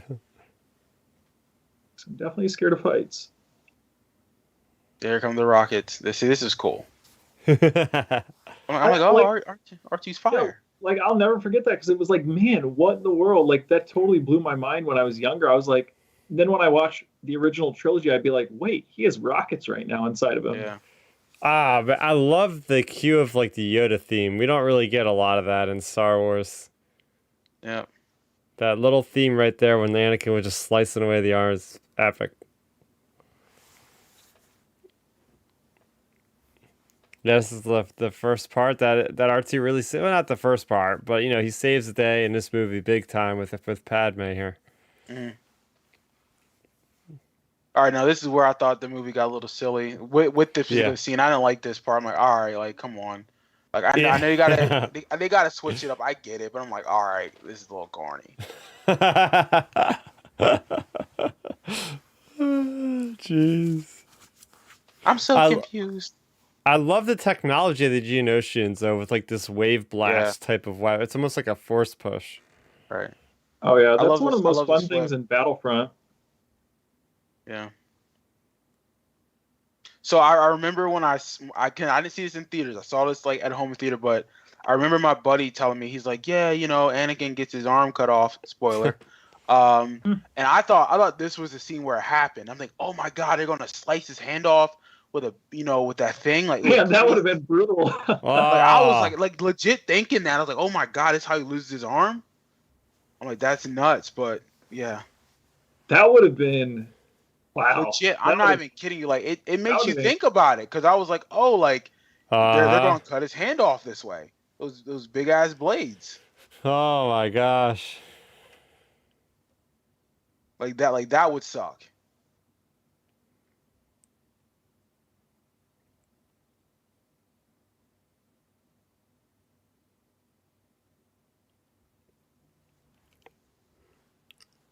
Padme's like, someone come save me. Yeah, but you see the trick photography here where the prior one, it was like filling in lava. It's like, oh my gosh, Right. Padme's dead. And then it's like, no, she's just in the other one. Gotcha. And like you said, R2 saves the day again. Like R2 saves like at least one person like each movie. Yeah. See, I'm thinking, oh, it's over for him. They're gonna cut his hand off right here. Mm-hmm. Nah. I was like, oh, it's over. Hey. Like, why would they slice his arm off like this? This is weird. There goes the end Wow, of the Mil- saber. Now that you think about it, R2 literally saved one person through all the first 1 through 6. Right? Yeah, pretty Movie. much. But Yeah. like he's pretty much he's a hero of Star Wars. Yeah. There you go. Good old droid Dekas. Gotta love him. Don't move, Jedi. I love it. I love after all that work, Anakin's like, man, now I got a bounty hunter popping in. Like, He's like, yeah, this Wow. guy. Okay, now how do you guys feel about this scene? So I've heard plenty of criticism that this scene was unnecessary when it comes to these two, that it was rushed. They felt that this dialogue was just over the top. No, I don't think it's rushed because I mean, you look at the relationship up until now, they've been through hell and back again. So I think well, we like don't know how much time has you passed. either. say stuff, yeah, you don't know how much time, but like you're gonna die. It's like you might as well get your feelings right off. Yeah. Well, and Milton, as we pointed out, we basically found the turning point of when they started getting into each other right before Shmi got taken out. Right. I thought we decided not to fall in love.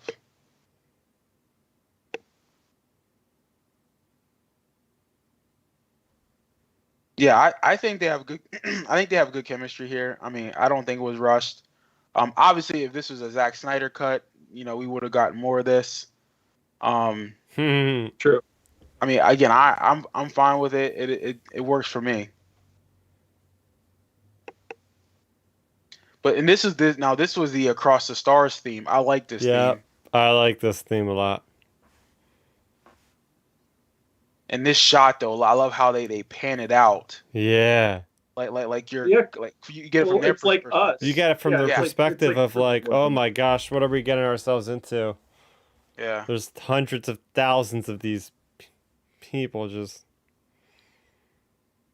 I mean, it's like the old gladiators. Yeah. Exactly. Here comes the banter back and forth. I love it now. We decide to come rescue you, Master.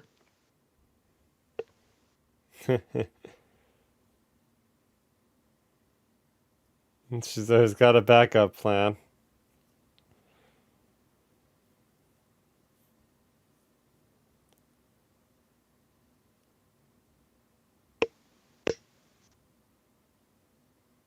Yeah, there's no way I'd be joking during this time. Like y'all play too much. We're about to get eaten alive.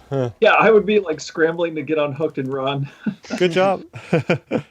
Yeah, I like that. It's a good job. Like, come on, Obi-Wan, you too much. Like, we about to get killed, bro. Like, you out here trying to make jokes. But I love it. I mean, it adds to like the Alec Guinness personality of Obi-Wan, like real witty and. They did a great job with like the dialect of the Geonosians and their language. I like how it's like the clicks and the different. It's very strange language. I used to have the toy of this thing, and I freaking played with it like crazy, man. The good old Reek.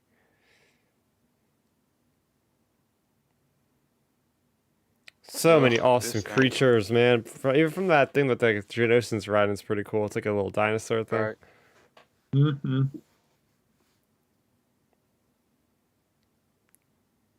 That sucks.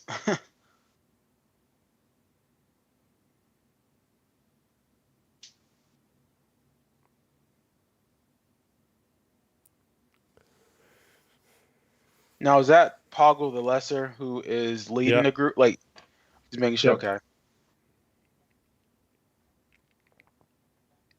Man, side note too, Milton. Man, I would for sure be living on Naboo. Like, you have all these scary creatures around Star Wars. Dude, like, it's ridiculous. Naboo's chill. Yeah. And though this scene is so great. This whole sequence, like from here on out, the rest of the movie. From here on out, the movie's amazing. Yeah. It's just, like there's no like pause except for maybe like when Master Windu has to talk to those people. That's it. This is why it starts. Here we go. So great. But yeah, it's great. There's like absolutely no music. It's just like all tension. Just like how the hell are our heroes going to get out of this situation? And you just get each monster with each person, which is kind of neat. Well, to this point, we don't have any clue. Yoda just went and, right. did the whole Camino thing because that was so much earlier in the movie when Obi-Wan put that transmission out. Right. Even just for these three, like I said, to go up against these big titan of creatures, like, okay, like there's some badasses. She can't do that. Yeah, it's like the tables have turned. Like this was supposed to be easy kills and executions, and why the hell is this happening? It's like, well, the audience is sure as hell getting a good show that they paid for. Right. Yeah. Now, Anakin, does he use the Force right here to calm this creature down? Yeah. Yep. Okay. Yeah, I think because he's using his hand, Yeah. That's cool because we haven't really seen a lot of that like live action. We've seen a lot of that from Ezra Bridger Yeah. in Star Wars Rebels, I was but just about to say, yeah, that reminds me of Ezra.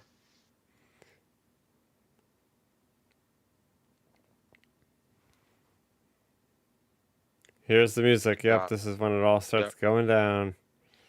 When things start getting out of control.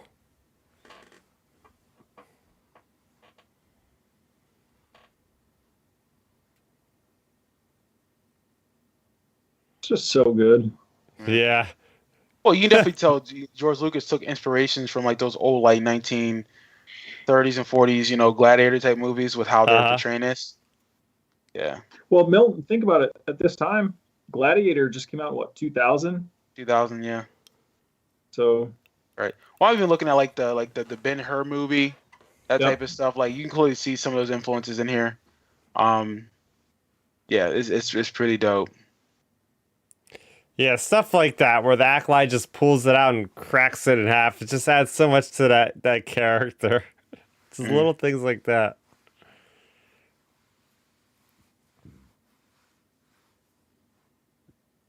Patience, Viceroy, she will die.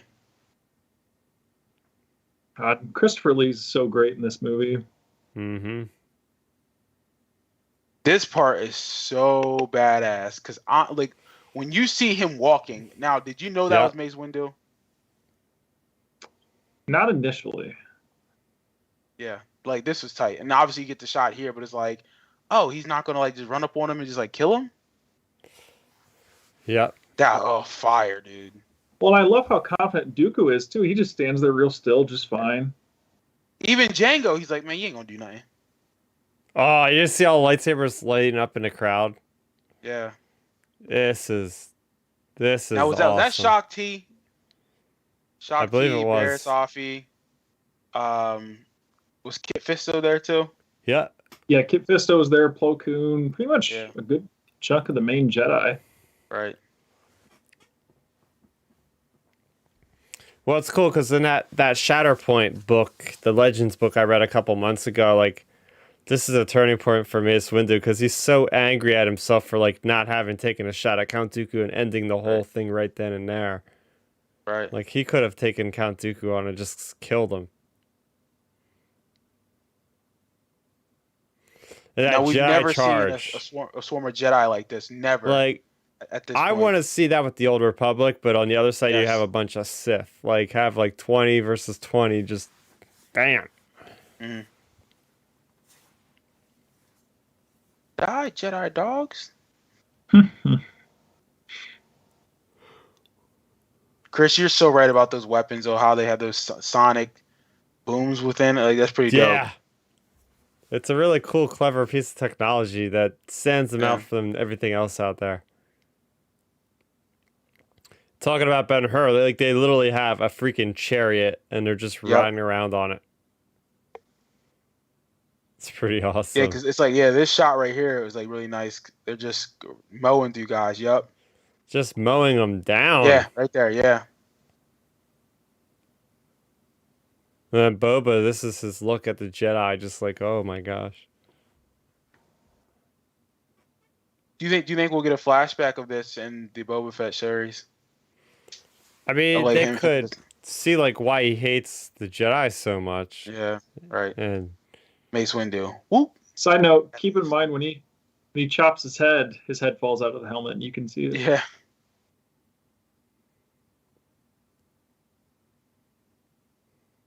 Yeah, I just love seeing the Jedi in action like this. Like, oh, there goes the Jedi. That's Right. cool. From that moment on, you're like, okay, Jango Fett is a badass. Like we've already known that, but like seeing proof of him killing a Jedi just flat out, there's just And having the balls to just like twirl his blaster around. Like, yeah, that's just an everyday Right. thing for me. yeah, he didn't even flinch. I mean, he just He didn't stood there, just flinch. went bing, bing, bing. Like, Yeah. Dude, how freaking efficient Mace Windu is at this point.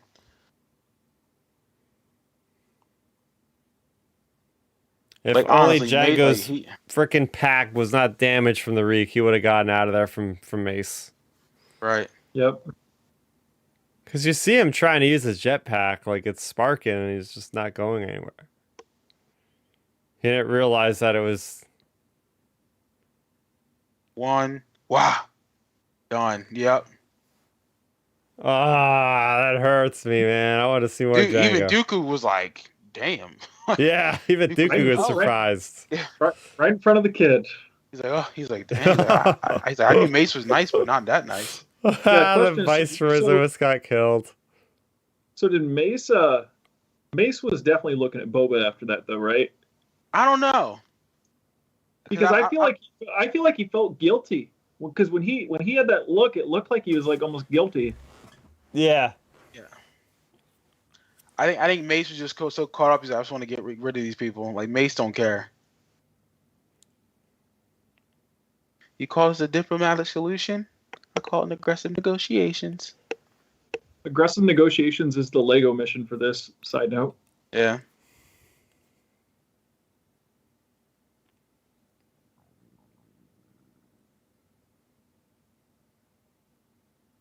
Dude, Obi-Wan just looks so natural with that saber, dude. He's fire. Well, I love that they, with the prequels in general, they reinforced like, all the talk of like, from A New Hope of Leia talking about, Obi-Wan fighting with her father in the Clone Wars, like all those things. Like, Right. It reinforced that he's a great warrior. Mm-hmm. Oh, absolutely. Speaking of warriors, so like, what are your guys' thoughts on obviously how the Jedi are right now at the golden, their golden powers at the height of their power? What are your thoughts on like the choreography of like how they use their sabers and how they fight? I think it's very fast and very fluid, and they're just one with the Force, right? I mean, compared to the original trilogy, it's a whole different ball game. But I think they're at their height. I mean, as far as the combat perspective. What about you, Ben? Yeah. I mean, I would say so too. It's interesting as well, just in general with them, because now they're actually getting to put their skills into action. Because you've got to think about it. Up to this point, they haven't dealt with Sith. They haven't dealt with really a massive army threat like this. They're probably just dealing with like pirates and like local issues, I guess, or little, Right. diplomatic missions. So this is almost the, I guess, testing ground. Like, it's the whole thing of like, if you're like, oh, I'm studying basketball. I'm playing around a little bit here and there with some friends, but until you get out on the court to prove it, like against at like a war, like you haven't really proved much. So I think this is really showing a lot of their skills. Like this is really their first time getting into like major combat, like actual war. Oh, for sure. Now this scene right here, this is out of World War II footage. Like how they shoot this. Oh man. Yeah, this is you know for a fact that George went back to history and looked at all that World War II footage and how they shot that, and he takes it from it. Look at that shot right there with Yoda. Yep. I love the gunships. Yeah, I just love how he utilizes real life scenario and how he shoots his shots. Like it just makes sense.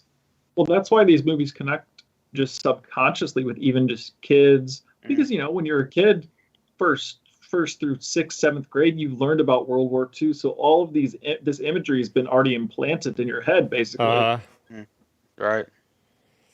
I love those ball turrets they have. They just shoot those like prolonged lasers just around. Right. You have all the Jedi just like covering everybody as their Ki-Adi-Mundi is just over there, just whacking away at the lasers. And Count Dooku's like, yeah, how did that happen? You got the big Star Cruisers.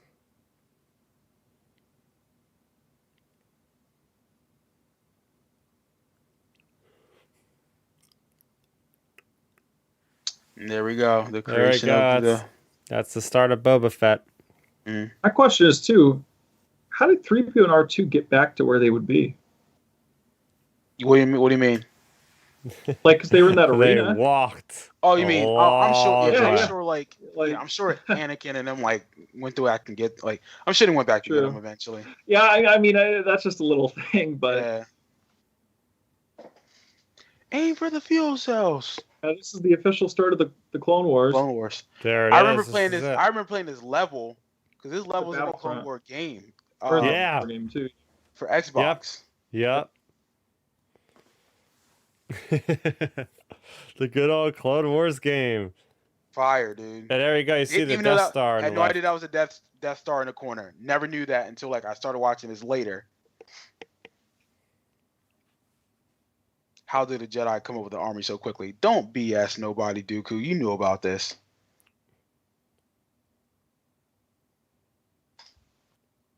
Man, all Yeah, of this again. makes me going to play Battlefront's Geonosis level because you can literally fly the gunships around and blow up these towers and everything. Yeah.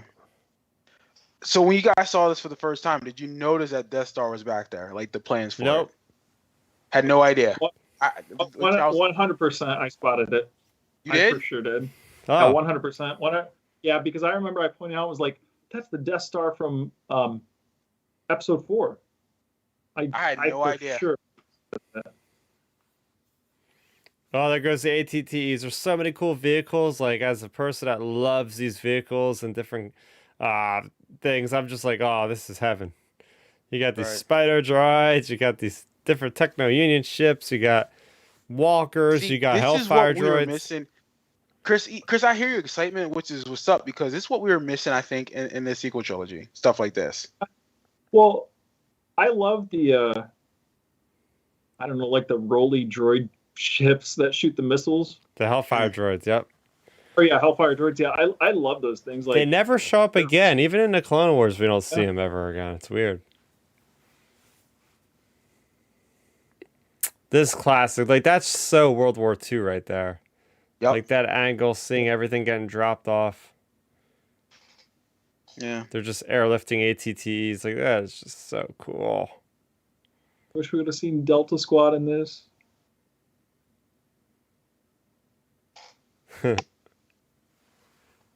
Oh. Damn.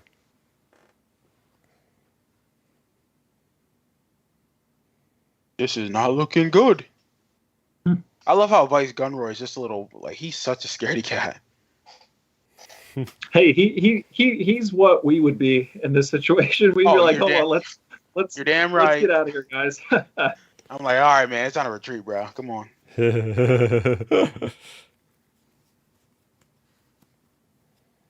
Yeah, I was like, that's the Death Star. Like, I was like, oh my god, like, I was like they created it. Oh my gosh, they created the effing Death Star. Like that, I was shocked. I'm like, these bugs like came up with the idea, and like, and Dooku knew about it the whole time. Like, I'm like, oh, that's fire. If you got to think about it, like the Death Star inside of it, it's literally like catacombs. Yeah.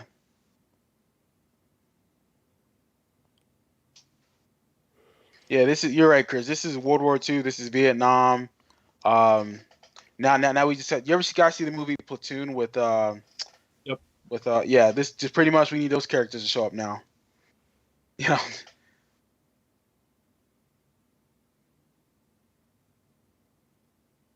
All right, I want this speeder bike. This would be kind of dope. If you guys can have one vehicle, not including the Millennium Falcon, what would you have from Star Wars? Probably have the Slave One. Okay. I probably shouldn't even give you that option either. All right. So no Slave One, no Slave One or Millennium Falcon. I would have to say, man,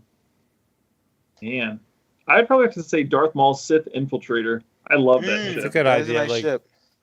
Like I'd want a ship that's like a fighter class ship that I could actually have like a place to sleep, because I don't know about you, but like I love X-Wings, but every time I think about it, like, yeah, how can you be crammed in a tiny little thing like that going through hyperspace for like God knows how long?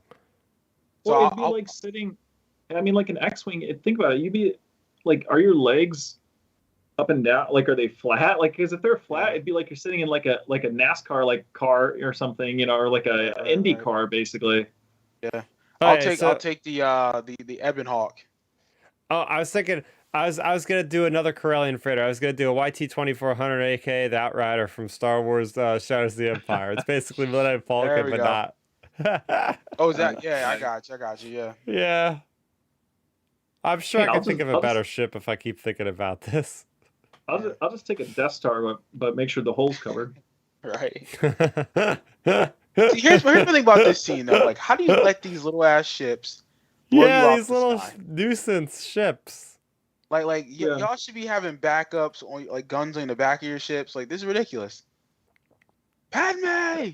Wait, don't they I love- have a gun in the back of the ship? Isn't that with that little I like? thought so. I thought they did too. The fun headcanon. I am declaring that's Captain Rex there because that's why Anakin promoted Padme, or promoted Captain Rex because he helped save Padme. That's Captain Rex in my head canon now. Yep. Because think about it. I mean, why else would Captain Rex be so close with Anakin? Like, I mean, there's his promotion. Yeah. Anakin, get yourself together, bro. He's like, I gotta go save my girl. Hey, your woman just fell from a big ship, but calm it down here. The Obi-Wan's like, forget her. I want to know what happened. That's Commander Cody, right? I would think so. From I wonder- my interpretation, yes. Yeah. I want to know yeah, like- about Commander Cody after Order 66. Like, I was surprised we didn't see him in Bad Batch. All right. Wasn't he in Rebels? No. Or no? No. Who am I thinking of? Who's that really old? Oh no, that's the really old guy from A New Hope. Gregor? Never mind. No. Wolf? Yularen. I was thinking of Yularen. You're gonna pay for all the Jedi you killed today, Dooku. Anakin, what are you doing, bro? Oh my gosh. I love Count Dooku in this sequence. Oh, fire. Dude, Count Dooku will wreck Kylo Ren and Oh, Vader without at a the same doubt. time. Well, Kylo Ren Well- never really had a proper teacher. I think that's part of the issue. Oh, for sure. Yeah. Yeah, like I said, Oh. Like, who is he going to get Wreck- taught by? Snoke? Snoke can't even wield a lightsaber.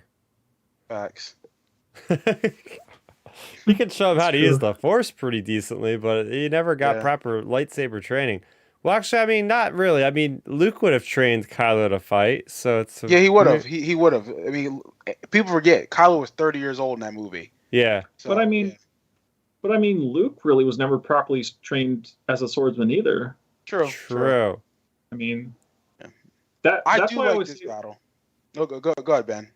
Oh, I love when Dooku chops Anakin's arm off. I just love how confident he is. He literally just Well, the whole You're- time Dooku's just playing with them both. Like Yeah. Dooku's like he's pretty much saying, Captain Rex. yeah, Captain Rex. Dooku's like, y'all know nothing of the Force, so I'm going to just wipe you out quick.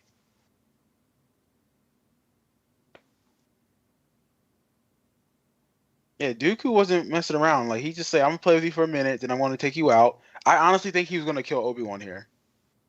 Oh, I think so. 100%. He was fed up with it, and at this point, I think if Anakin would have been literally like 2 Right. seconds later, That was tight. Wow.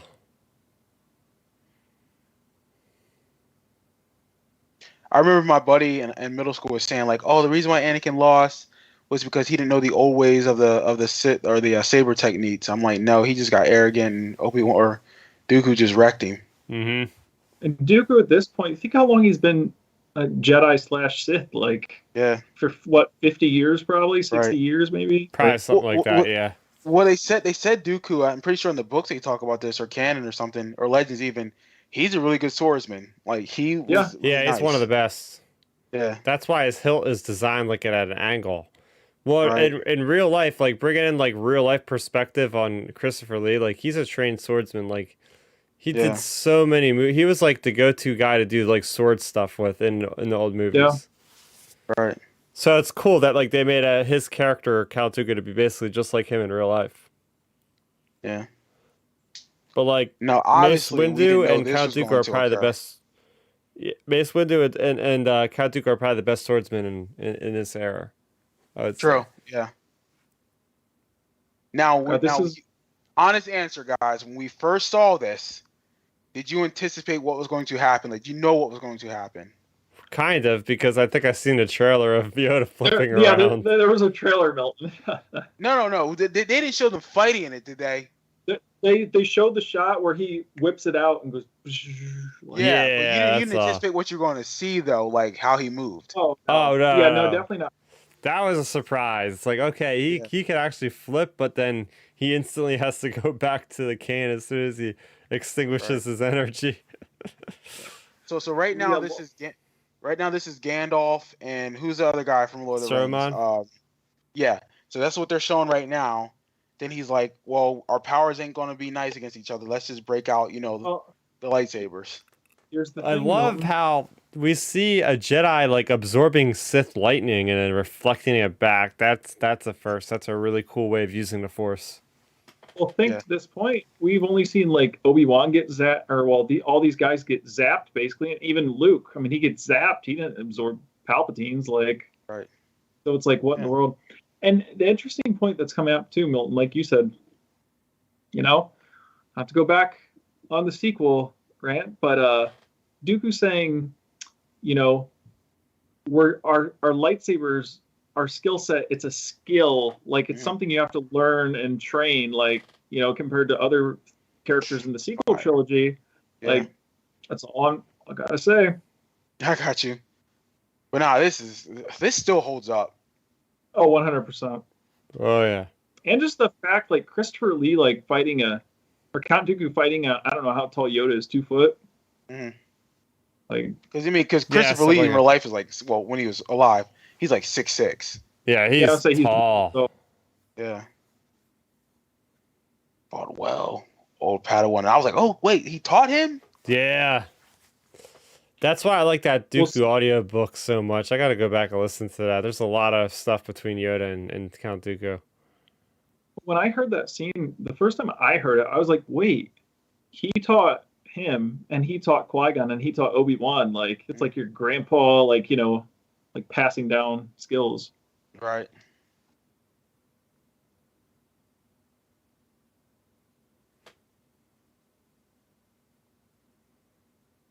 They're both just tossed away.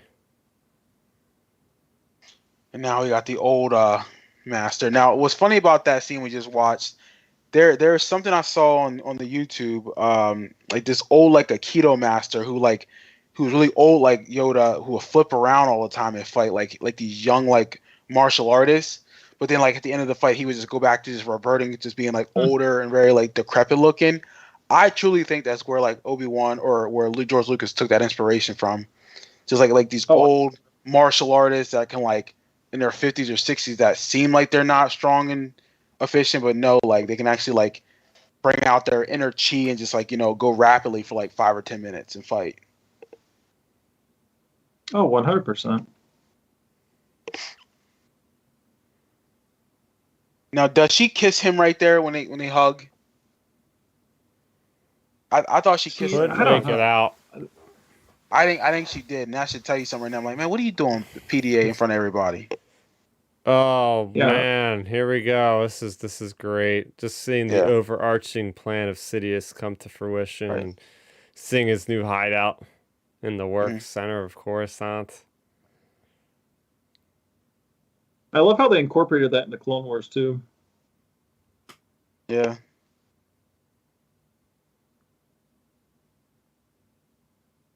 This is fire, dude. Actually, I used to have the Star Wars Monopoly game, and like I believe this property was like the boardwalk of like Yeah. the Monopoly game. Am I Yeah. right? Yeah, it was. I have that Monopoly game still, Yeah. actually. There we go. We get that classic music from the You know, throne room. Ben, I Return might of the have to Jedi. buy that game now. Yeah. Oh, Yeah. it's so cool. Like, I love playing it. All right. Chris, you said the music for this scene. Yeah, right before this, like as he was Yeah. flying in, it was that old Sidious Sith music. Welcome home, Lord Tyrannus. God, dude, the Clone War just began. This scene is so good. Oh man.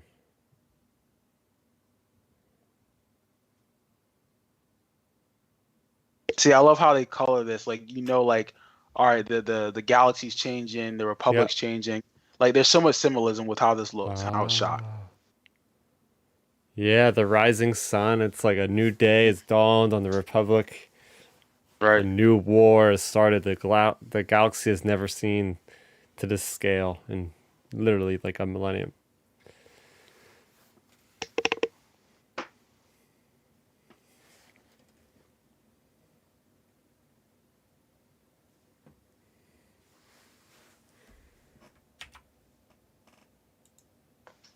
I have to admit, without the clones, it wouldn't have been a victory. And Yoda's like, nah, man. He's like, we're screwed. Yeah, no more hanging out at Dexter's Diner anymore. He's like, Obi-Wan, you're gonna have to start clocking in, man. Stop playing.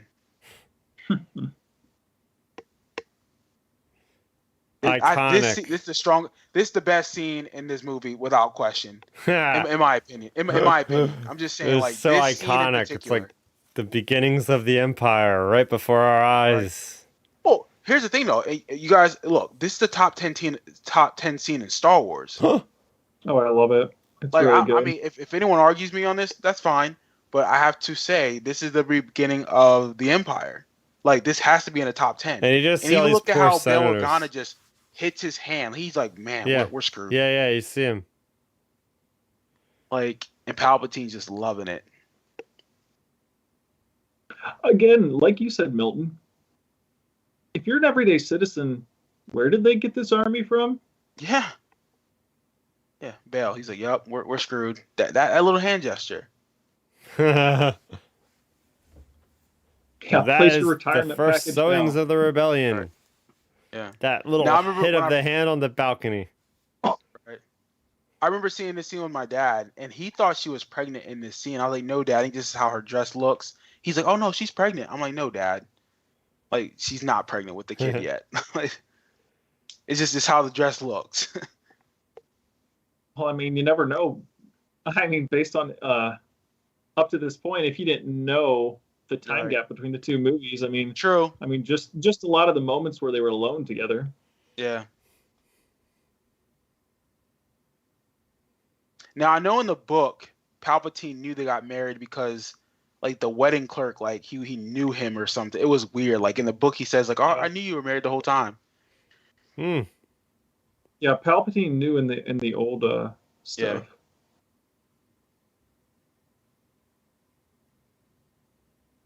And that's a wrap. Episode Yep. 2. Woo. There we go. Oh, It was man, that nice was a lot seeing of fun. George Lucas on there. Yeah. Oh man, yeah. So that was good. Thanks for everybody for watching along. I know we've had people in the chat room. Sorry guys, I've been so busy watching the movie, I haven't been able to respond to you in there. But it looks like everybody's keeping themselves occupied at the very least in there. But oh yeah, it was fun. All three of us this time around. Oh But yeah, Attack of the this Clones. is Yeah. yeah, this is definitely one of the more interesting and fun Star Wars movies overall. Like just over, from a fun perspective, because for me with it, as I've always said, I have my issues with this movie. It's not my favorite by any stretch. It's not my top 3 even, or even probably even top 4 or 5. But the thing is with this movie, if you, as we mentioned throughout or halfway through this review or commentary, if you cut out some or tone back some of the Meadow stuff between Anakin and Padme, this movie's great. Like all the Obi-Wan and Jango stuff, it's great because you can always tell the really really good parts of a movie when look at it. Like all three of us, and I'm sure the chat was doing the same thing. The parts where it was like Obi-Wan and Jango, or like the action sequences on Geonosis, we were quiet just watching the movie, and then like the Anakin Padme stuff on Naboo, we were just talking over it. Yeah, So, like, exactly. That's where you can tell the parts of the movie, and those were the only parts we were really talking over, was like the Anakin Naboo Meadow sequences, and other than that, this movie is so good as a whole. Like I love the detective aspect of it, and just seeing the Jedi like spring into action. Of course, seeing Django. Django's amazing. Like the whole, I absolutely love the space chase between him and Kenobi. Like that, the sound design for that scene alone is top 5 Star Wars of all time, in my opinion. Like it just, it's a really fun movie overall. Yeah, what I Yeah, would I say, agree. yeah, go ahead, Bilton. No, I was about to say, I thoroughly like Attack of the Clones. Like, I'm not gonna lie, like, it's a movie I can pay attention to and not be bored with it. Now, you're right. I think the Anakin Padme early interactions do drag down the film. I mean, that's evident, and obviously, if we got it, if it was tighter or written differently, okay, it could be better. But overall, this movie gets us to the next step of like what the Clone Wars will be about. And obviously, if you watch the Clone Wars after the Attack of the Clones movie, it makes it stronger. And I think the show made this film stronger. Oh, without a doubt, without a doubt, that really helped add in a lot with Anakin and his backstory and Padme, even everything. Um, Mhm. but yeah, just getting into the best parts for me, the speeder chase in the beginning, right? We said the great beginning, one of the better openings for a Star Wars film, really engaging, gets you right into the action right away, and then the mystery of all things. Really love that Obi-Wan storyline. That Obi-Wan storyline, as Ben said, one of the best things for Obi-Wan in all the prequels, for sure. He had so much to do there, so much importance involved with like the ramifications of the whole galaxy. Seeing everything with Tatooine, I think that was a really good character moment for Anakin, of course. All that stuff is excellent, and just the whole world building. I kept saying it over and over, like, hey, we're revisiting Coruscant, but we're seeing this corner of Coruscant we haven't seen before. Oh, we're seeing this corner of Tatooine we haven't seen before, right? So we're seeing this corner of Naboo we haven't seen before. So very much like, hey, we're seeing these great locations, but let's take a look at this corner of the place, or see what this character is doing now 10 years later. So did a great job with Right. that, of course, with the what, like we were saying, like once you got to the arena, there was a couple parts where nobody was really saying much. So we apologize for, listening. You're probably just like, all right, somebody say something. But we were so engaged in what was happening that it was just like we're just all quiet for a moment, and that's a good Right. thing, I think. So I agree. I mean, For sure, that's for how it sure. I is. mean, yeah, I mean, you got to remember too, watching a movie, even a commentary, this isn't watching an NFL game. We're not given play by play. So, that's the part. I mean, I'd assume a lot of the people, who would be listening to this after the fact, if you're watching this as a commentary while you're watching the movie too, it makes sense because I bet you the person listening and our viewers in the chat tonight, I'm sure they were doing the same thing. Like when they were watching it, they were probably like not really paying attention to what we were saying and just looking at the screen because, the action and everything was so awesome. Right. Totally agree. Heck yeah, heck yeah. So, we don't know when we'll get to Revenge of the Sith. My idea is hopefully we'll do one more of these things before Book of Boba Fett comes out in about a month. That's optimistic. There's probably going to be Yep. news that eventually comes. We'll be doing a news episode next week for you guys, and then between that, I think that we'll probably do a preview episode of the Book of Boba Fett probably the week before. So realistically, we might have like one actual week of being able to do Revenge of the Sith. Hopefully, if not, who knows? We're gonna do these things whenever we have a chance to do them. And Yeah. once Book of Boba Fett comes out, we know how busy 2022 is gonna be. So there might be like a week Right. or two in between each series at the rate we're counting how many weeks are gonna be involved with Star Wars content. Um, so yeah, just stay engaged with us here, and we'll let you know as we always do when we're gonna do a commentary the morning of course, depending on what's Yeah. coming out that week. But yeah, it's always great just throwing these in there every once in a while. We got 2 down, 9 to go. I guess right. There's 11 movies. Yeah. I mean, yeah. If we're counting Rogue One and was it Solo? Oh yeah, Solo. Yeah. So Yeah. So 9. yep, yep, yep. Yeah. But actually, anyway, I was gonna say too the Clone War movie, but just saying. Stinky. It's too funny. Oh man. Well, we want to wish everybody out there in the United States of America very happy Thanksgiving. Hopefully everybody's safe travels out there, traveling across the country, seeing relatives, or if you're just simply staying in the comfort of your home, enjoy the day off. Hopefully you have the day off, or hopefully you just have some time to rest and relax. We will be back next Friday, which is Black Friday for those of us in the United States of America, for more Star Wars talk as we always do, and be prepared to look out for that Star Wars Thrawn Ascendancy review, the final book in the trilogy. I will be talking all about it, well, spoilers free, of course, for my review. So in the next couple days, I'm going to be trying to get that out. And basically, that's basically it for me. Didn't say this off the top, but hey, if you are watching this, we have the podcast available for download and streaming on Spotify, on Apple Music, on Google Music, and whatever podcast platform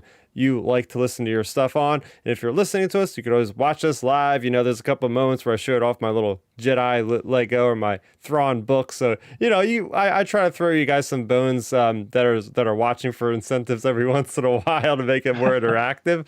So feel free to watch us on youtube.com/Starrapter. That's the channel we go live on every Friday at 9 o'clock Eastern time. Make sure you go ahead and subscribe. So what are you guys going to be up to this upcoming week? You have anything to promote or anything to talk about specifically? This weekend, just hanging out. I think I might be doing like a turkey trot on Sunday, which is like one of those like runs or walking things that people do around here. I might do that. I'm just trying to be more festive. Other than that, I'll be watching some sports. And obviously next week with Thanksgiving breaks coming up, it's gonna be nice spending time with family and friends. And like I won't be on the podcast next week, but it's gonna be nice just being away and seeing some friends and family, just enjoying that time. So if you guys are out there celebrating with friends and family, be safe, enjoy your time with everyone, and hopefully you guys talk some Star Wars during those family times. That's right? Because I mean, you know, back in the heyday of I say the heyday, but it was only a few years ago. Like that would be the topic, right? I would be going to a family gathering and there'd be Star Wars trailers running on during the football game and the intermissions and whatnot. And people would be like, oh yeah, that new Star Wars picture is coming out. Are you going to go see that, Right. Chris? And I'd be like, Yep. duh, I'm seeing that opening night. Like, Yeah. come on. So now maybe we'll have more of the conversation of the Book of Boba Fett. Maybe they'll throw in like a new teaser TV spot or something on one of the NFL games. That'd be pretty cool. Yeah. What about you, Ben? That's Dope. well, see, that's I mean, that's a whole podcast for another day, but that's my big thing with Star Wars right now. Is I wish we were getting a movie every year because Star Wars is a holiday event. I've said it so many times. Like that right there, Chris, that story you just told is exactly why we need a Star Wars movie every November and December, because it's a holiday big family event. And, you know, I was the same way too, like at family gatherings like that in November and December. It's like, oh, Ben, you're the Star Wars guy. Like, you know, so we would get talking Star Wars stuff. So, you know, that's something I do miss for sure.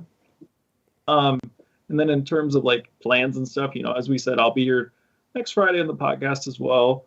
But for this weekend, it's just going to be hanging out. I'm going to play my new Xbox. Probably going to, I'm going to get into some Halo. Yeah, and you stuff better. since Chris has been getting at me about that. Going to get into some Halo. And then I'm probably going to buy the Revenge of the Sith game if it's on there. I'm not sure if it's on there yet. It's on there. But, oh, is it? Okay, well, I'm probably going to make that purchase tonight then. And I'll probably be playing that by tomorrow. So, I mean, we have that going on. And then, you know, that's about it, really. Just talking Star Wars on Twitter. You can find me at Real Ben Maynard. And also, hey, quick happy belated Life Day to all of our viewers, because Life Day was days ago. And that's, you know, that's a big Star Wars thing. And man, guys, Milton and Chris, they got lucky this year. We missed out on it. We did Attack of the Clones, but next year is the holiday special. Oh no, you can't do that to us. That's what we're doing. No. I'm pulling creative control. Y'all stupid. Unless like Disney Plus comes out with like an official remade holiday special or something next year, that'd be cool. Oh, I've been banging on the table forever. I 100% like. I have my critiques of the sequels, but man, we need a holiday special with Rey, Kylo, Poe, Snoke, all those people. Like, I think it would be a lot of fun. Oh yeah. Well, that's a story for another day. Once again, I want to shout out the chat. We had Dark Nerdy Gonzo as well as Aaron Daly providing some nice feedback and fun comments throughout our stream, and you guys could always be a part of that simply by going to youtube.com/Starrapter. So for Ben, for Milton, and for Starrapter, thank you so much for watching and listening. This was Outer Rim Transmission number 34, End Transmission.